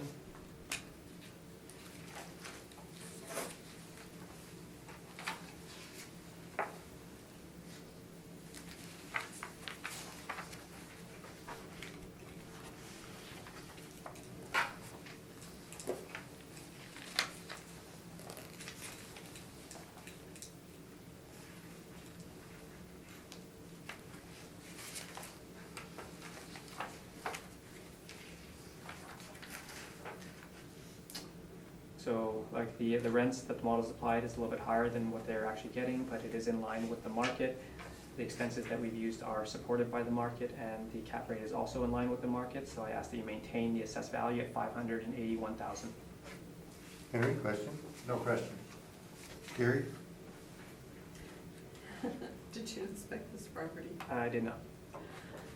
So I'll just ask, did you inspect any of the properties on the docket today? I don't believe so. Oh, except for 300 Bowman. Right. Where you bought tires.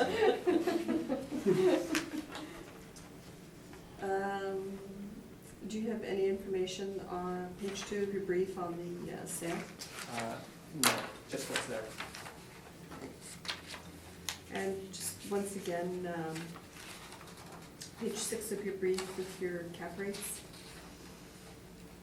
This is sitting at 4.8, which is below the 20th percentile, Yes, even though it's 1971, yes. actual effective 71, okay? Yeah. It's a smaller building. Okay, that's all my questions, thank you. Lynn? No questions, no. The request on the bottom would have been the same information, I take it, that you had for the first one? And the next one, and the next one? Yes, the 327 is a part of that list of Yeah. properties that was Okay. submitted the income statement for. So we'll just consider them all denied? Well, I think this is the only one. Only other one, yeah. Only other one? Yeah. Other one Yeah. was there too. The only one left, the only other one, yeah. Henry? On for education. It's just cap rate, Henry? Yeah, with cap rate, and shown on top, the gross floor area is 5529 square feet. And that's likely the reason the assessor has a low cap rate of 4.8, because it's under the 8,000 square feet threshold that they have. So our net income, our rents are lower than the assessor, but we would still accept the assessor's rents. So we have, where we say undisputed, that that's for the net income, not the cap rate. We do dispute the cap rate, we're using 6% to get a value of 465, and that's my report. Any questions, Kim? No. Carrie? No questions. Lynn? No questions. Neither do I. Now we're moving.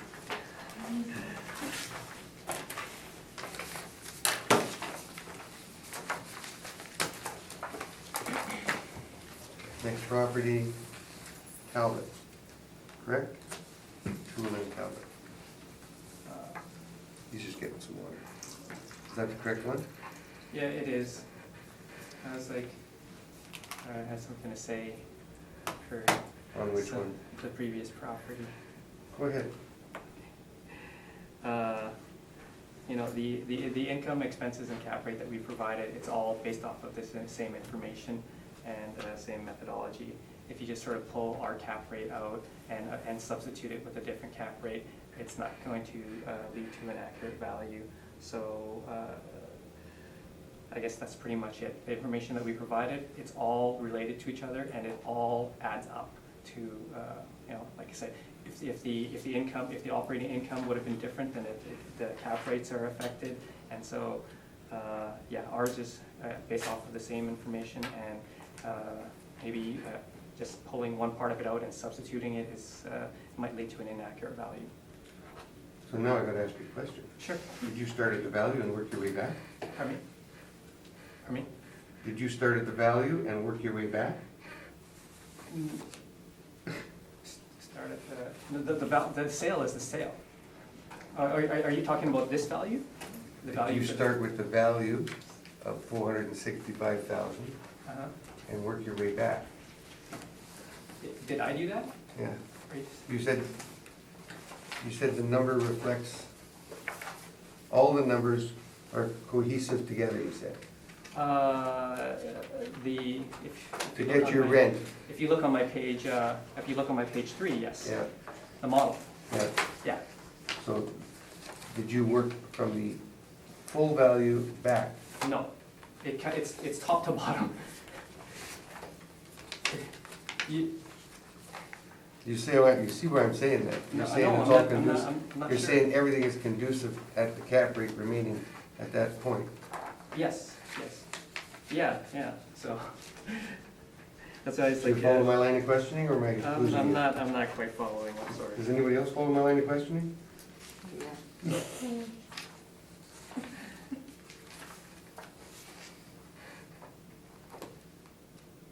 I'll leave it alone. Yeah, it's just like. I'm not gonna debate you on it. Yeah, If that one is done, we move on to the next one.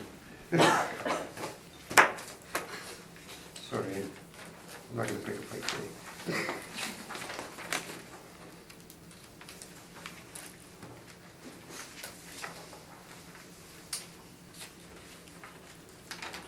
When you're ready, Kim. 209 Talbot. The subject property is 209 Talbot. The number is 140-914-83000. It's a residential apartment building that's 2 stories high. It's built in 1959 and has 16 units with 13 outdoor parking stalls. If you go to my page 5, there is a summary of the income and expenses submitted by the owner. So you can see that their operating income is negative, so it's not quite stable yet, but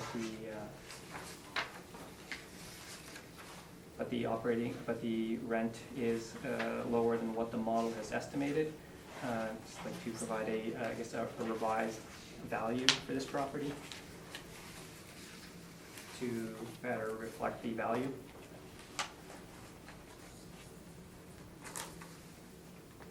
I guess I have a handout for the revised value.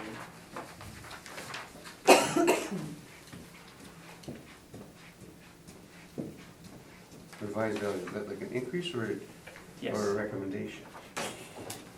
No.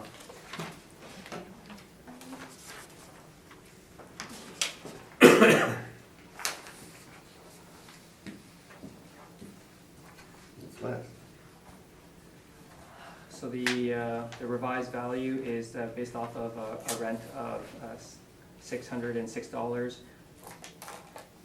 giving a potential income of $116,000, using a 2.6% vacancy, giving an effective gross income of $113,000, and using a 53% expense ratio, yielding a net operating income of $52,000, kept at 5.1%. We have an estimated value of $1,035,000. Which is about $65,000 per unit. The $606 rents is below market. It's on the lower end of the range of market. CMHC is indicating rents of $875, so it is on the lower end of the range.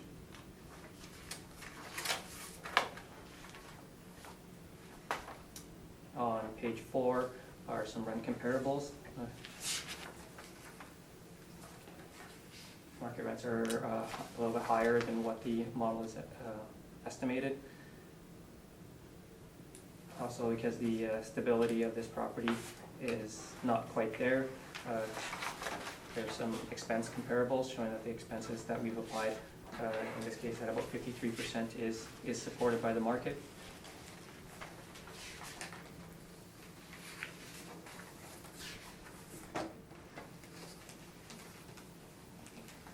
On page 9 is a picture of the subject property with its location.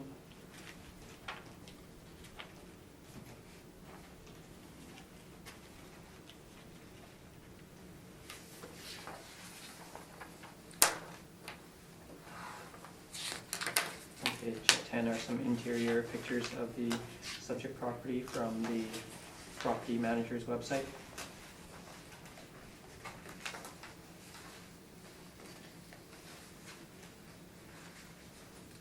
On page 11 to 14 are the income statements provided by the owner.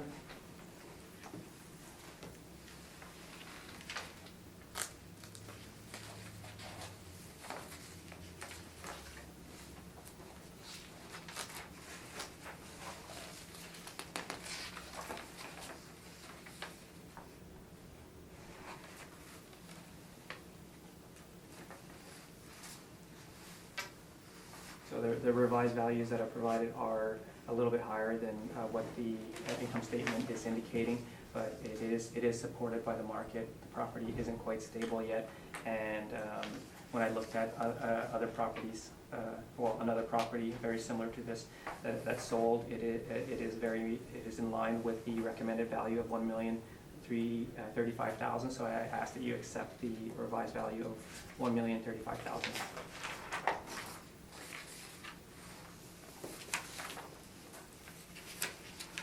Henry, questions? Yes, your page 4, where you have expense ratios. So would you agree that the expense ratio would be higher if you have a lower rent per suite? Potentially. And your 4 comparables, you know whether they have low rents or high rents? I do not know. The income they has there, 4 million, 2 million, these would be high rises, is that correct? They may be high rises, or they may just be multiple buildings, multiple 2 and 3 stories. That's really high rents though, right? So it's not anything near what the subject would be. Subject has 116,000 rents that you have, and these are 4 million and 1,500,000. These are substantially more income, yes. Where did you get on your recommendation, where did you get the rent 60678? It was just an adjustment to the model to reflect it as a lesser performing property. And when I looked at the sale of a very similar building at 311 Riverton, it sold for very similar property. It sold for about $82 a square foot, and it's coming in very similar to what the revised value of $1,035,000 is. Did Riverton have rents of $441 per suite like the subject has?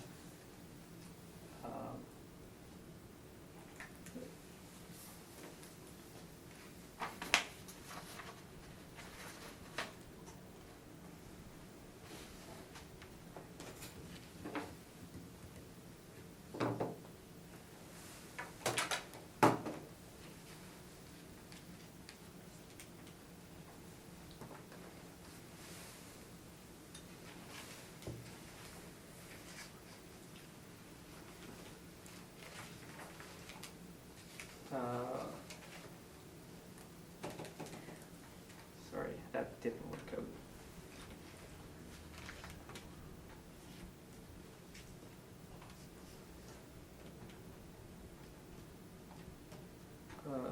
It's comprised of 2 bachelors, 6 one-bedrooms, 3 two-bedrooms, and their average rent is $651. On your page 5, that you had, shows the rents that you show was $84,725. Would you agree that's $441 per suite? I'll take your What word was for that it. one again? Your page 5, the subject income, you show $84,725 total for the year. Yes. Would you agree that's $441 per suite? per month? If you say so, yes. So the actual rent for subject is in fact relatively low, $441, right? Yes, it's, I would say it's very low, and I would say it's unlikely that it would trade for that rate, so that's why I'm making a recommendation that is a little bit higher, based off of higher rents, because in the end, the value is in line with what it might sell for in the market. Would you agree though, a property that has $600 rent is likely superior physically than a property that has $441 rent? I can't say. Asteroid is I guess I would say they're a reputable management company. Does that have to do with the difference in value between the $600 rent and the $441 rent?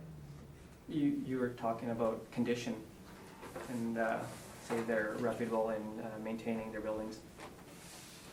That was not my question, but that's all the questions I have. Lynn? I have no questions. Carrie? No questions, thank you.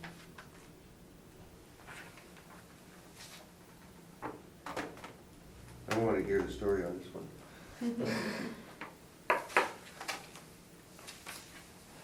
Go ahead. Okay, so the page 7, we have only 1 year financial statements. Asteroid took it over, and it's, we took the rents as of December 2017 times 12.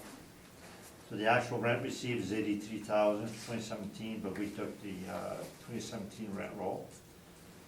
So the, would be the evidence on,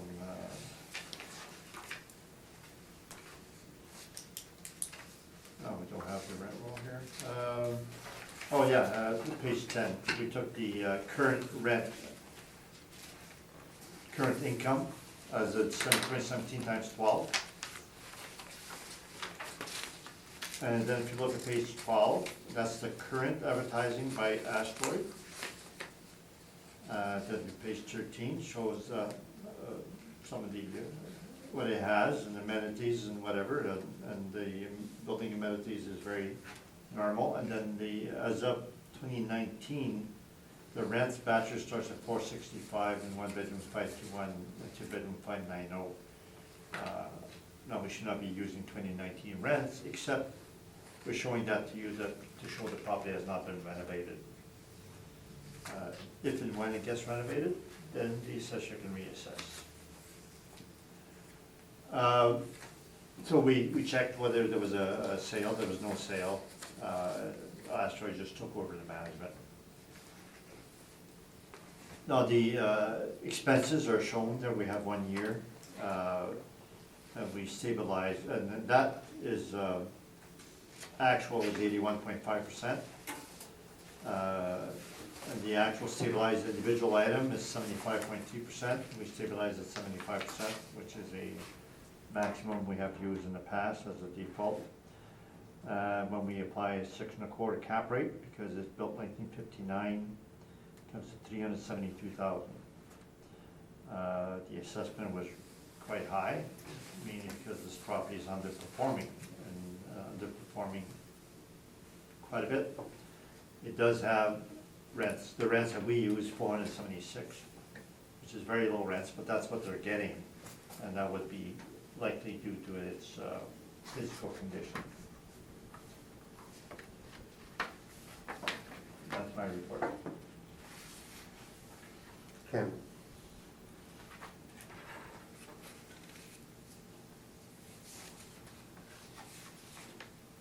I have no questions. No questions? No questions. Carrie? Well, this is probably redundant, but Mr. DuPont, this building is underperforming because of the condition? Yes. But you didn't inspect it. No, I don't need to inspect. The rents are what they are. If they had better conditions, they'd have better rents. It's, I mean, it's kind of a given. That they are not a non-profit property, so that's, you get properties with low rents like this is because they're in poor condition. So we're reflecting the actual rents that they got as of December 2017. Lynn? Thanks. No questions. 75%. Some of that capital, or? Oh, no, it's 75% because the rents are low. Right, so if they had $700 rent with the same expenses, the expense ratio would be 50-60%. So you end up with a high expense ratio because of the low rents.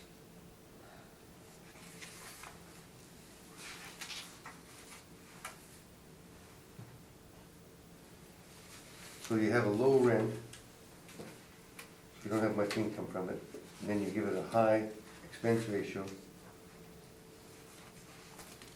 because you're not bringing enough money on top. We don't give it a high expense ratio. The expenses I end know. up being a high expense ratio because it has low rent. On a per suite basis, the expenses would not be high if it had $600 or $700 rent.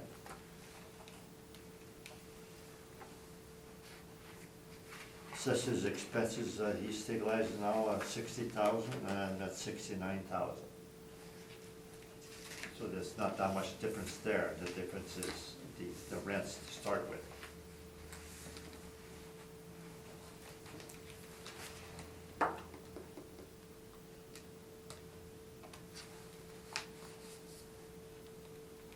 You're saying it's worth around $23,000 a unit. Yeah, that's what it's worth based on the income it has and the condition it's in. I've got no further questions.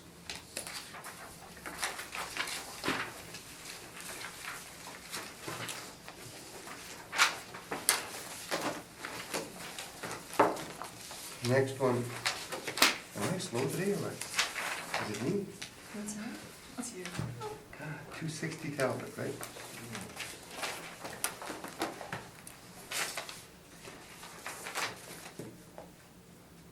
The subject property is 260 Talbot.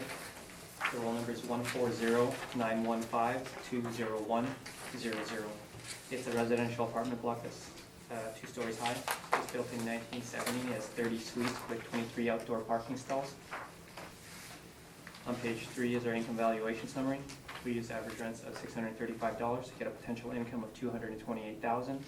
We use 2.6% vacancy to get an effective gross income of $222,000. We use the 49% expense ratio to get a net operating income of $113,000. Kept at 5.3%, we have an estimated market value of $2,134,000, which is about $71,000 per unit.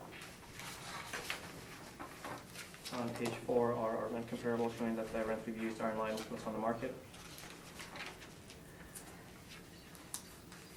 On page 5 is a summary of the income and expenses submitted by the owner.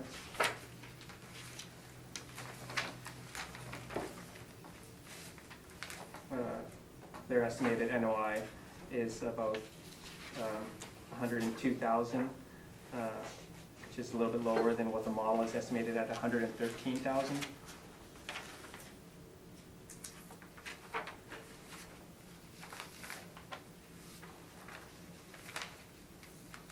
On page 6 and 7 is information on how we derived our cap rates and some cap rate sales.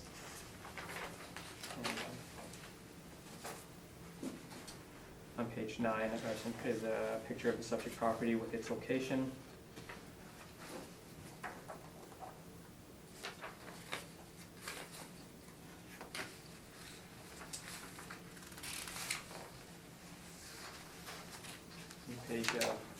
Page 11 is our 2017 income statement.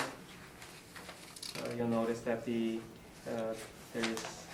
number that jumps out is the $14,000 in exterminator repairs, which is near the bottom. 14,000. Seems a little bit high. When you look at the previous year, it was 3,000. I guess 3,000 wasn't getting rid of the bugs. Oh wow. Massive outbreak. Yeah. I'll take the big one. That's one I think the board should inspect. I ain't going in it. So if you go back to my page 5, I estimated their operating income to be about $102,000, but I guess with a more stable exterminator expense, that number would be a little bit higher and maybe around $110,000, and that's very close to what the model is estimated at $113,000. So the actual performance is in line with what the model is estimated, and actually maintain the assessed value at $2,134,000.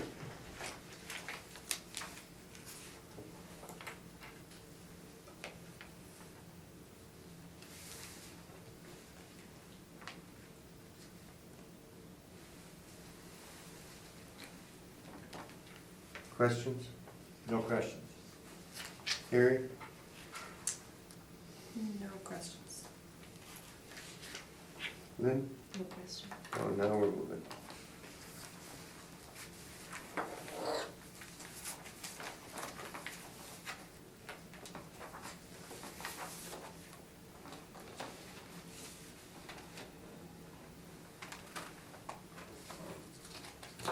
Okay, we'll calculate it after, guys. I don't have time to calculate them today. Next property is 273 Talbot. Oh, I gotta present my evidence. Yeah. Percent. Are you sure? Yeah. Henry, you want to present your evidence? We're It's all getting there. becoming a blur, We're you've getting been there. here all day. All right, it's my page 7. My net income is higher than the assessor, 117,000. It's higher than this, page 5 is revised 102. And then the only thing to maybe go is page 12. The assessor mentioned that the pest control exterminator was very high. I stabilized that at 20%, which is 2,815, and I showed the other years there. 2015 at 2,900, 2014 32, and 2013 1,700. Then we show the appliance replacement and the flooring. Both of those amounts are below what we stated is the appliance replacement. And my repair maintenance study should be maximum 167 per suite, which is based on 1670 per suite. Divided by 10 years, and the flooring is usually 4,000 per suite, divided by 10 years, would be 400. Other years, I don't have the same thing, adjustments. So page 7, we have a higher net income. We have a cap rate dispute only, 6%. We got a 1,951,000 from that. Thank you. Kim? No questions. Lynn? No questions. Carrie? No questions. Now am I done? Yeah. Sorry about that, guys. Let's try this again. 273 Talbot.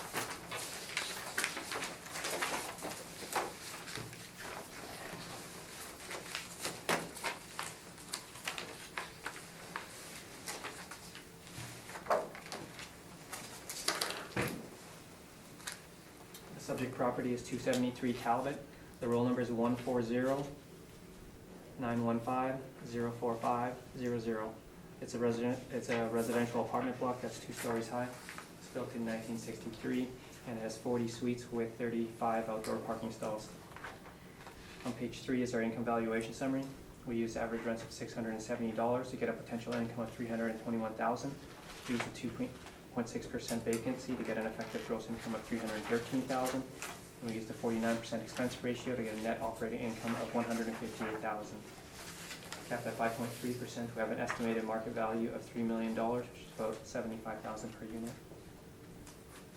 On page 4 are our rent comparables, showing that the rents we've used are in line with what's on the market. On page 5 is the estimate of their net operating income, which is about $158,000, which is the same as what the model is estimated at $158,000.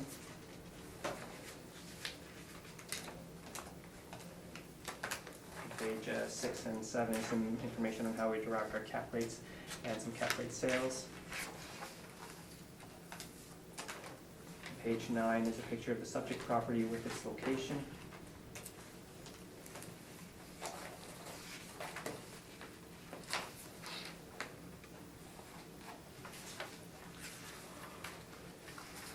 Page 10 to 13 are the income and expenses submitted by the owner.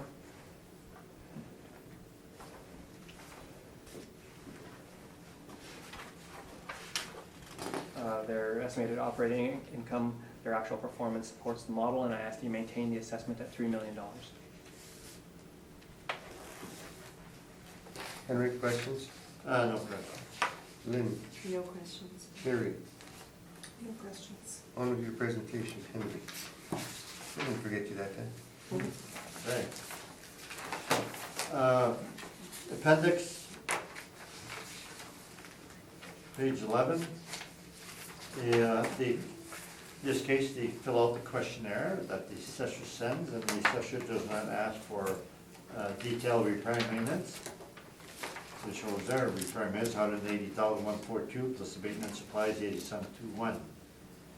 And then the page 12, or 11B, where I ask for capital costs, they have nothing in there, so they don't show any capital costs. And page 13, it's the same thing, the required minutes is one figure, and page 13B, they don't have anything capital cost. So we have this type of financial statements or questionnaires for all the years. There's no detailed repair and maintenance. Go to my page 7. Repair and maintenance is line 27. So 2013 is quite low, 26,000. And divided by 40 suites, it's less than 1,000 per suite, so it's very low. 2014, 15 are fairly normal, 66 to 48. Then the other 2 years, 162, 188 are high. We don't know what's in there. Questionnaire doesn't ask for detail. So we stabilized at, you see the last line, last column, at 2014, 2015 average. Those 2 years comes to 57,000 for repair and maintenance. Then the rest is pretty much normal. So our line 13, we have higher effective gross income than the assessor. Our expenses are higher, line 31. Our line 33 NOI is 152,986 versus the assessor 158,974. We're relatively close, except we have site specific, so I believe we should go with our net income.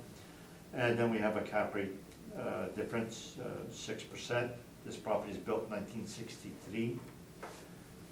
The rent above, shown line 3, is 671 per suite, so relatively low rent, so it's not a very high-end property.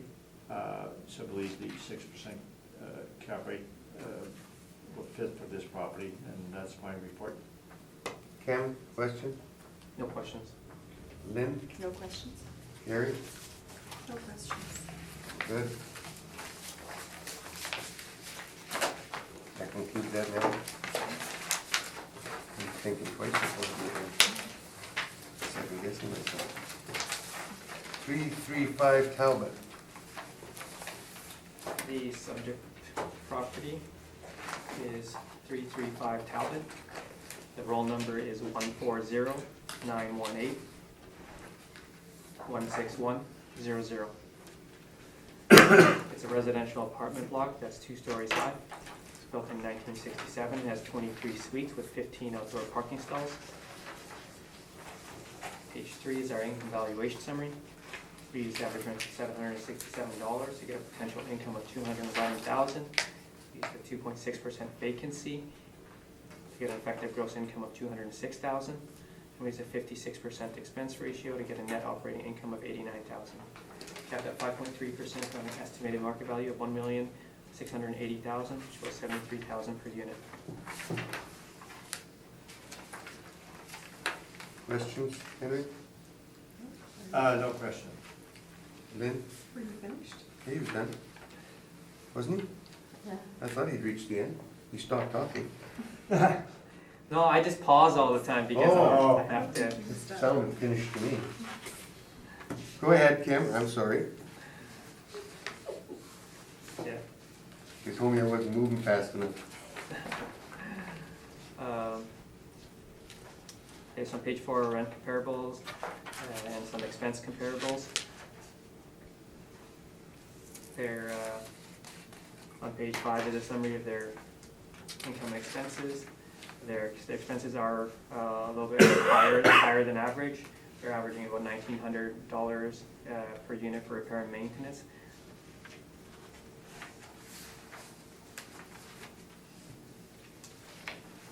On page 6 and 7 are some information on how we derived our cap rates and some cap rate sales.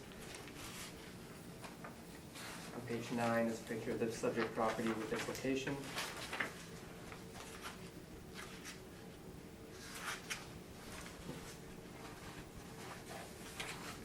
The remaining pages are the income and expenses submitted by the owner.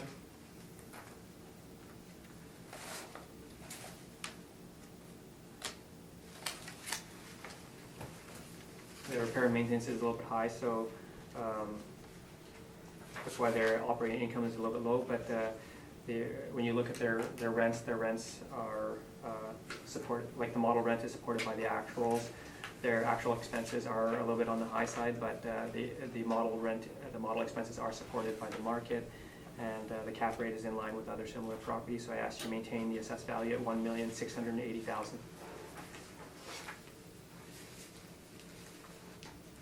Henry, No questions. making sure it wasn't a pause. Carrie, No questions. Lynn, No questions. no questions? We're gonna take a break for a minute, you guys. What? We got Yeah, we're- Can I finish mine? Sure you can. I was just gonna take a break. Right, the financials, go through that quickly so that, 11A, the questionnaires, they start, and 11B, they have the, a breakdown of repair maintenance. We show the appliance was relatively low, 62 per suite. It should be 167, should be a max, and the flooring is only 126 per suite, and the maximum should be 400 per suite. They would replace their carpeting every 10 years. We allowed only 20% of the exterior building, and we allowed only 20% of the pest management. And then the rent, page 12, we have the 2016 rent and 2017 rents. We do 3 months times one, and it's 9 months on the other. Then we get the potential rent that way, because the effective gross rent, last column is October 1st. Previous questionnaires, page 13, they did not have a breakdown of the repair maintenance. Shows all the other prior years. So we have that for breakdown for 1 year only. So our page 7.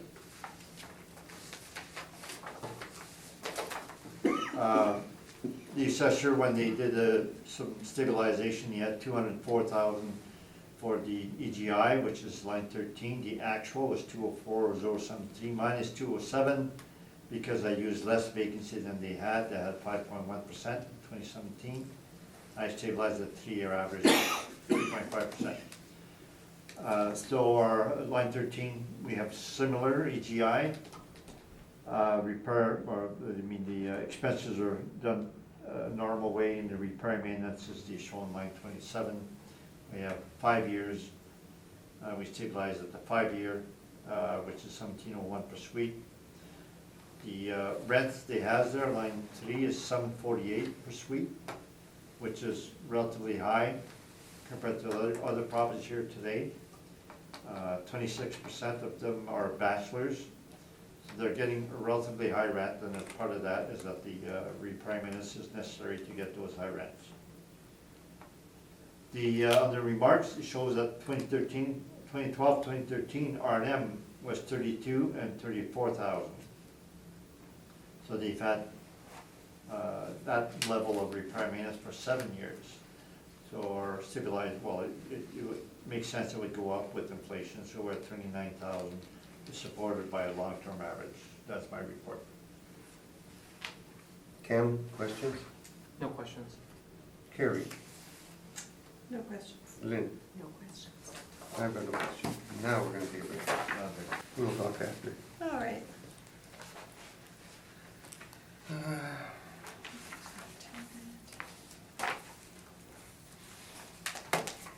275 Midwinter. Cam? Subject property is 275 Midwinter. Roll number is 140-915-87000. It's a residential apartment block that's 2 stories high, built in 1969, and has 12 suites with 12 outdoor parking stalls. On page 2 is a sales history of the subject property, most recent being in 2011 for $730,000. On page 3 is our income valuation summary. There, we use average rents of $800 to get a potential income of $115,000. We use 2.6% vacancy to get an effective gross income of $112,000. And we use a 53% expense ratio to get a net operating income of $52,000. Capped at 5.1%, we have an estimated market value of $1,024,000, which is about $85,000 per unit. On page 4 are rent comparables, showing that the rents we've used are in line with what's on the market. On page 5 is a summary of the income and expenses submitted by the owner. Their estimated operating income was about $50,000, which is a bit lower than what the model is estimated at $52,000, but it is in line. On page 6 and 7 is information on how we derived our cap rates and some cap rate sales.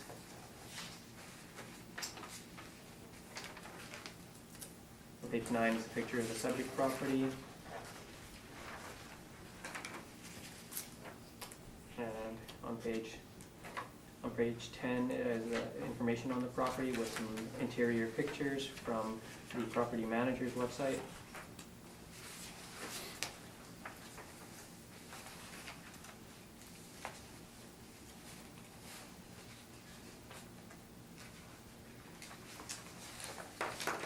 Page 11 to 13 are the income and expenses submitted by the owner. When you look at the actual performance of the property, it supports the model, and I asked to maintain the assessed value at $1,024,000. Henry, question? Yeah, your photos are page 10, I think. Yes. It says that vinyl planking and that's about all they have for renovations? So it'd be well kept, but not renovated?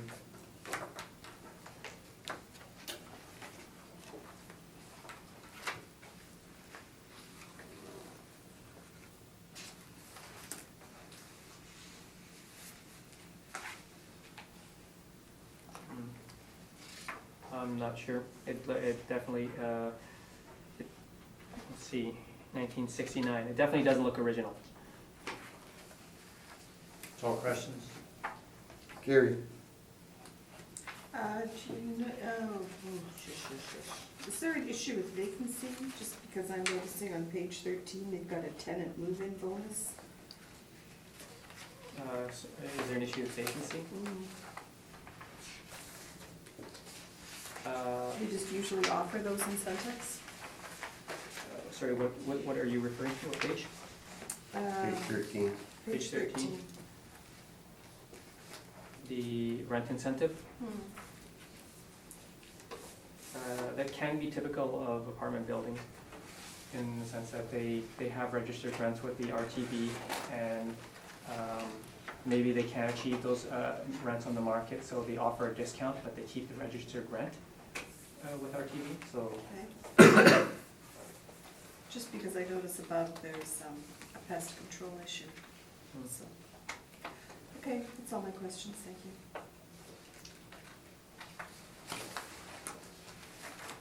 I'm good. Henry, on with your presentation. I didn't ask for I didn't ask Lynn, that's what I Okay, did. I have none. Thanks. No, Lynn? No questions? Good. Henry? Page 11 is the financials, so the 2017 is the questionnaire. Then page 12 shows a vacancy, 80T51.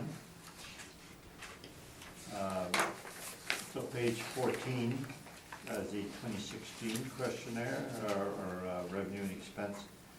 They do have a rent reduction of $72.80 there. And then page 16 is the 2015. There the vacancy loss was 18,000. Rental incentives $47.90.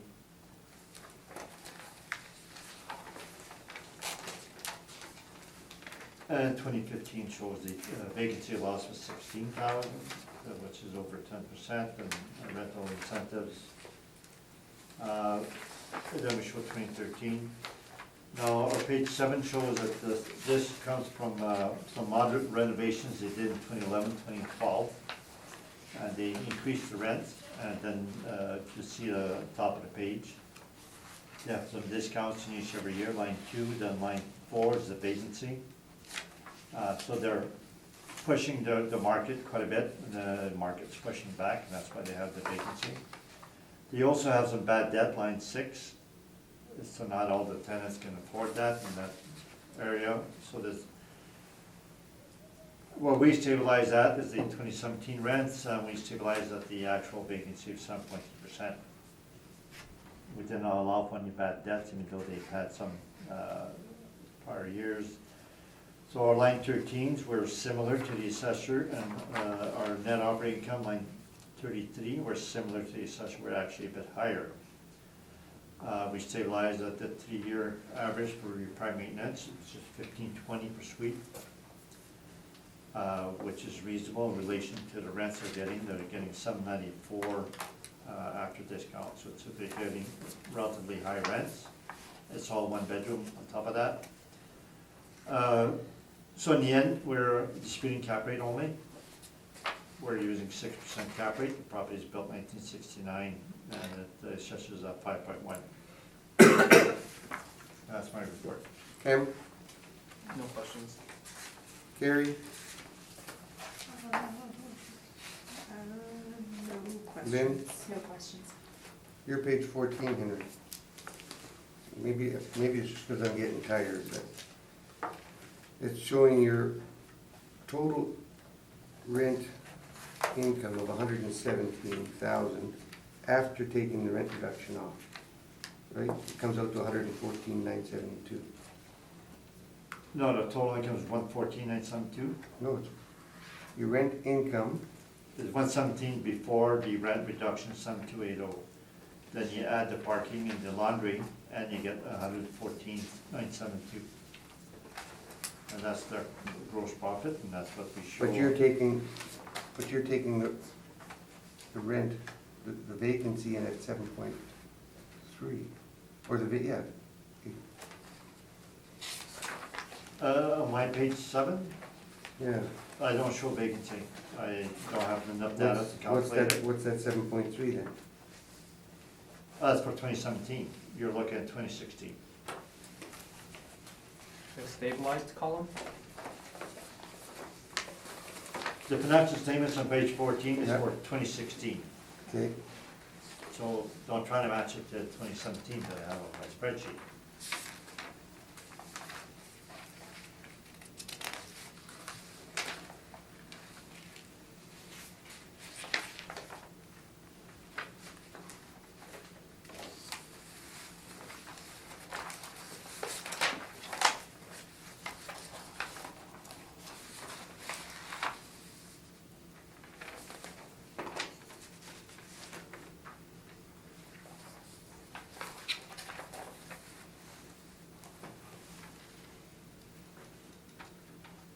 okay.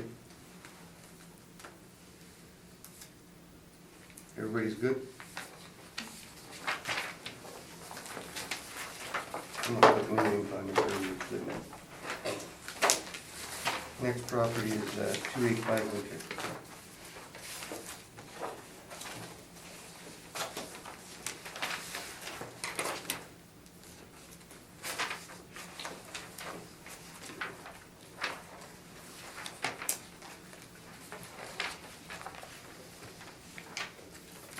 The subject property is 285 Midwinter.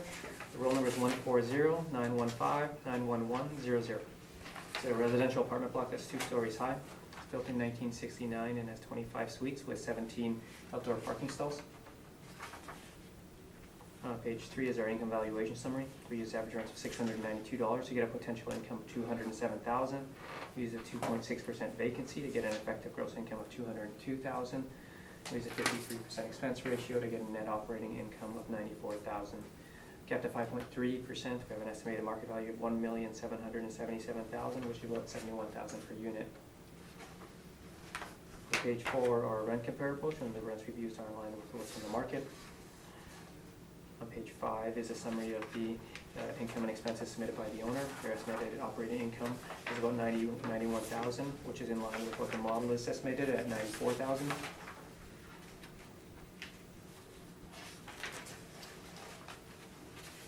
On page 9 are some pictures of the subject property with its location.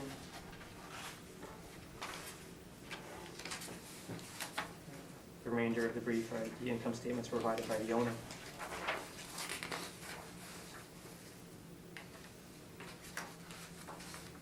So when you look at the actual performance of the subject property, it supports the model, and I ask you maintain the assessment at $1,777,000. Henry, question?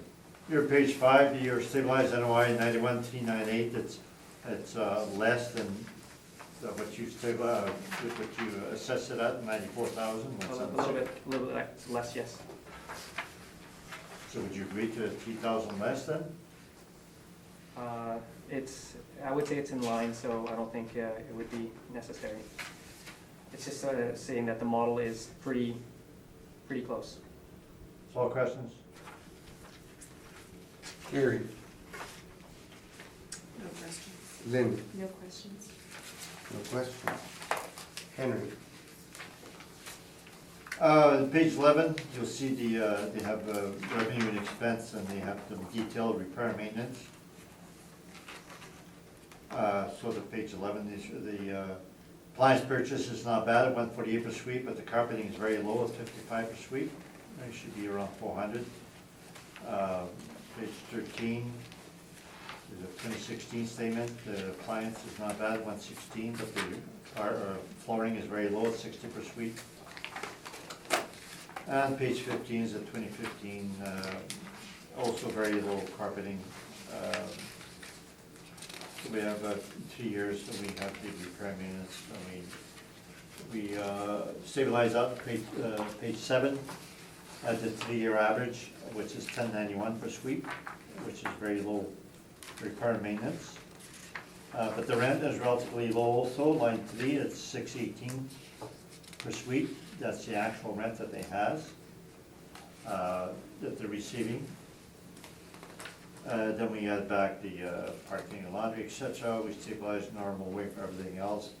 So our net income, line 33, is 90,018, which is 3,000 less than the assessor. I believe we should go with that. It's based on the actual rents, and our repair maintenance is quite low. I believe that we have very reasonable expenses. Then we have a 6% cap rate, and it gets our value of $1,500,000. That's all of my report. Cam, No questions. Carrie, So, Mr. Dupont, you stated that the rent is, what was it, 600 and, 18. so that would suggest to you that the condition of the building is perhaps average or below average? It's pretty low. Probably a And there's little a- bit below average. The repair maintenance is 1,091, and the repair maintenance study for that age group is around 1,400, 1,500. Yeah. So it's a bit on the low side for the repair maintenance, and we had the details repair maintenance for each one, and the flooring is very low for all the years. And there's a pest issue. Oh, and the pest issue, yeah. Pest, page 17. Exterminators, 389, which is low. that's pretty low. And page 13, 473, which is very low. I don't think there's pest issues, it doesn't look like it. Oh, that's, it's my personal opinion. Anytime I see pest issue, it's. Anyway, sorry, back to the rent is low, so would you say then that would indicate that the property 1969, effective age 1969, is just average? Pretty much average in the area that's in Elmwood. It's not a high-end area. So the rents are a bit on the low side. I mean, 700 we had today, somewhere above 700. 794 is getting pushed back with the vacancy. So it's a bit on the low side. It's lower than the assessor, so that's where a lot of our differences are, is in the rent to start with. Okay, thank you. Lynn, No questions. any questions?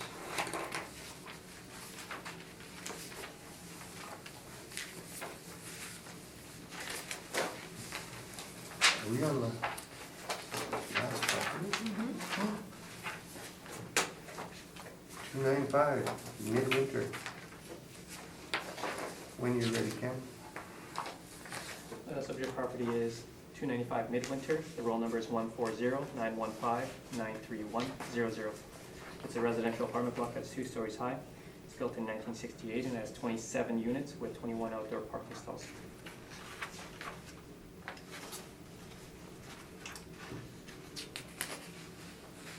On page 2 is the sales history of the subject property, sold for $945,000 in 2004.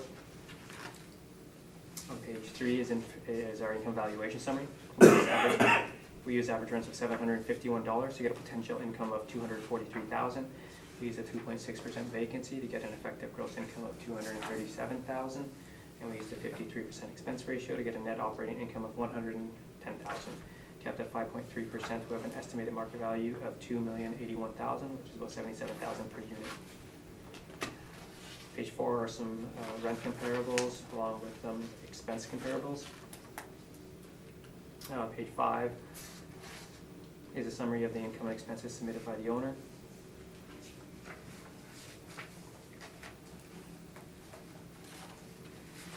So their estimated income is about $67,000.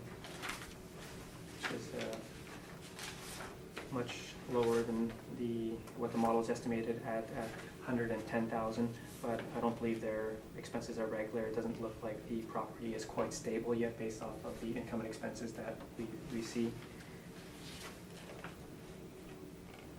Like we don't have anything for 2015, and their expenses for 16 and 17 are fairly high.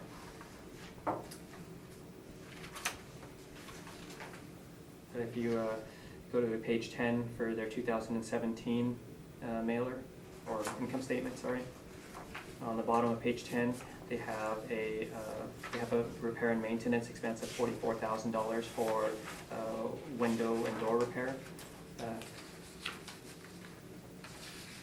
don't think they're spending $44,000 to repair doors and windows. It's probably replacing them.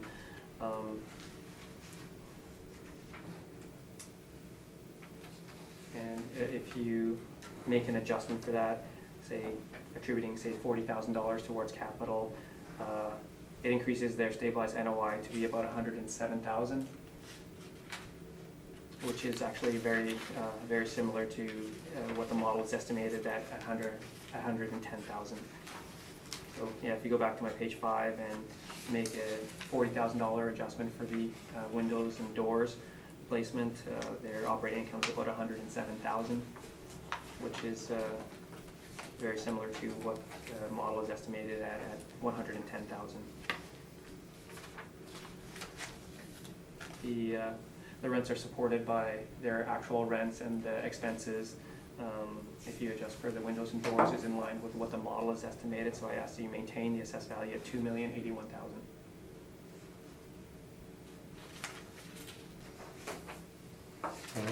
No questions.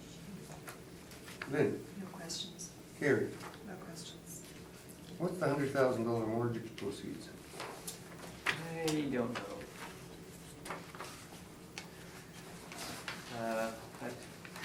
Like it's subtracted off of the income? If you go to the page 10, Yeah. I guess right. I guess the owners might have injected $100,000 into the building for whatever reason. That's probably. I'm not aware of why they might do that, but maybe they're putting it in there so that they can replace the doors and windows. Yeah, so if you did that and then if you left that there, took the other one out.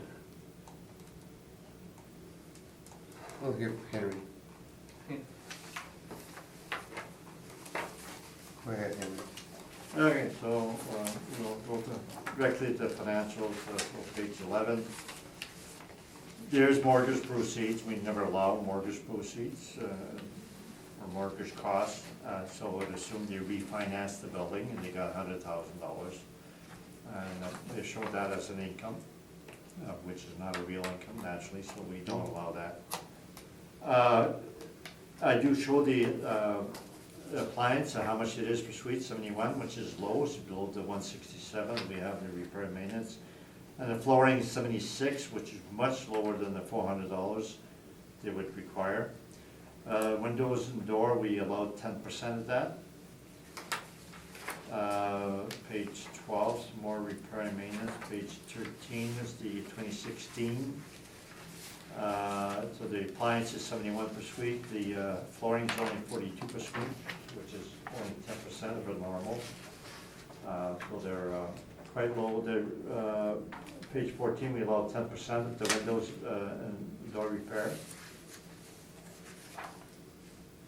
Page 15 is the 2015 financials, and appliance is down to 21 per suite, and the flooring is down to 34 per suite, so extremely low. So they're not putting much money there. Page 18, see the 2014 statement, they have no flooring costs at all. And they have no appliance, they have appliance repairs, but no appliance replacement. Oh, sorry, appliance, it's on page 18, 58 per suite. So back to our page 7. The financial statements from Sussex don't show vacancies, so we stabilize at actual received, 244,000, line 3. Whatever vacancy they have, and we add the parking and laundry. And we get the effective gross income 252, which is higher than the assessor. Now the subject rents at 756 per suite, which is relatively high. But you see the suite mix above, it has 21 one-bedroom, 3 two-bedrooms, and 3 three-bedroom. So part of the higher rents is due to the suite mix. We stabilize the expenses normal ways for the repair and maintenance. We show 4 years, and we stabilize it to 4 years, which is 1142 per suite, which is relatively low in relation to other apartment blocks of this age and of this rent. But that's what they're getting, so we're stabilizing at that relatively low repair and maintenance. So our net operating income, we showed 2017 actual as 89,470. That's after we allowed only 10% of the windows and doors, which is less than what Ken was saying, 107. I'm not sure of his figures, but that's not what we have as actual. So line 33, we have the actuals there. We stabilized at 102, and the assessor is at 110. So I believe we should go where our NOI, we have higher rents and we have higher expenses, and so we are site specific. And then we get a cap rate difference, 6% versus 5.3%. Remarks, it said 2013 data is missing because it was a change in manager then. Very low repair maintenance for appliances and flooring. That's my report. Kim, questions? No questions. Carrie, questions? No questions. Marcel, no questions. Lynn? No question. Isn't it? It's okay, I'll just sit down here. See you. I know. I can't see you over I there. know. Thank you very much. That concludes the matters. Shut it down before I go to sleep.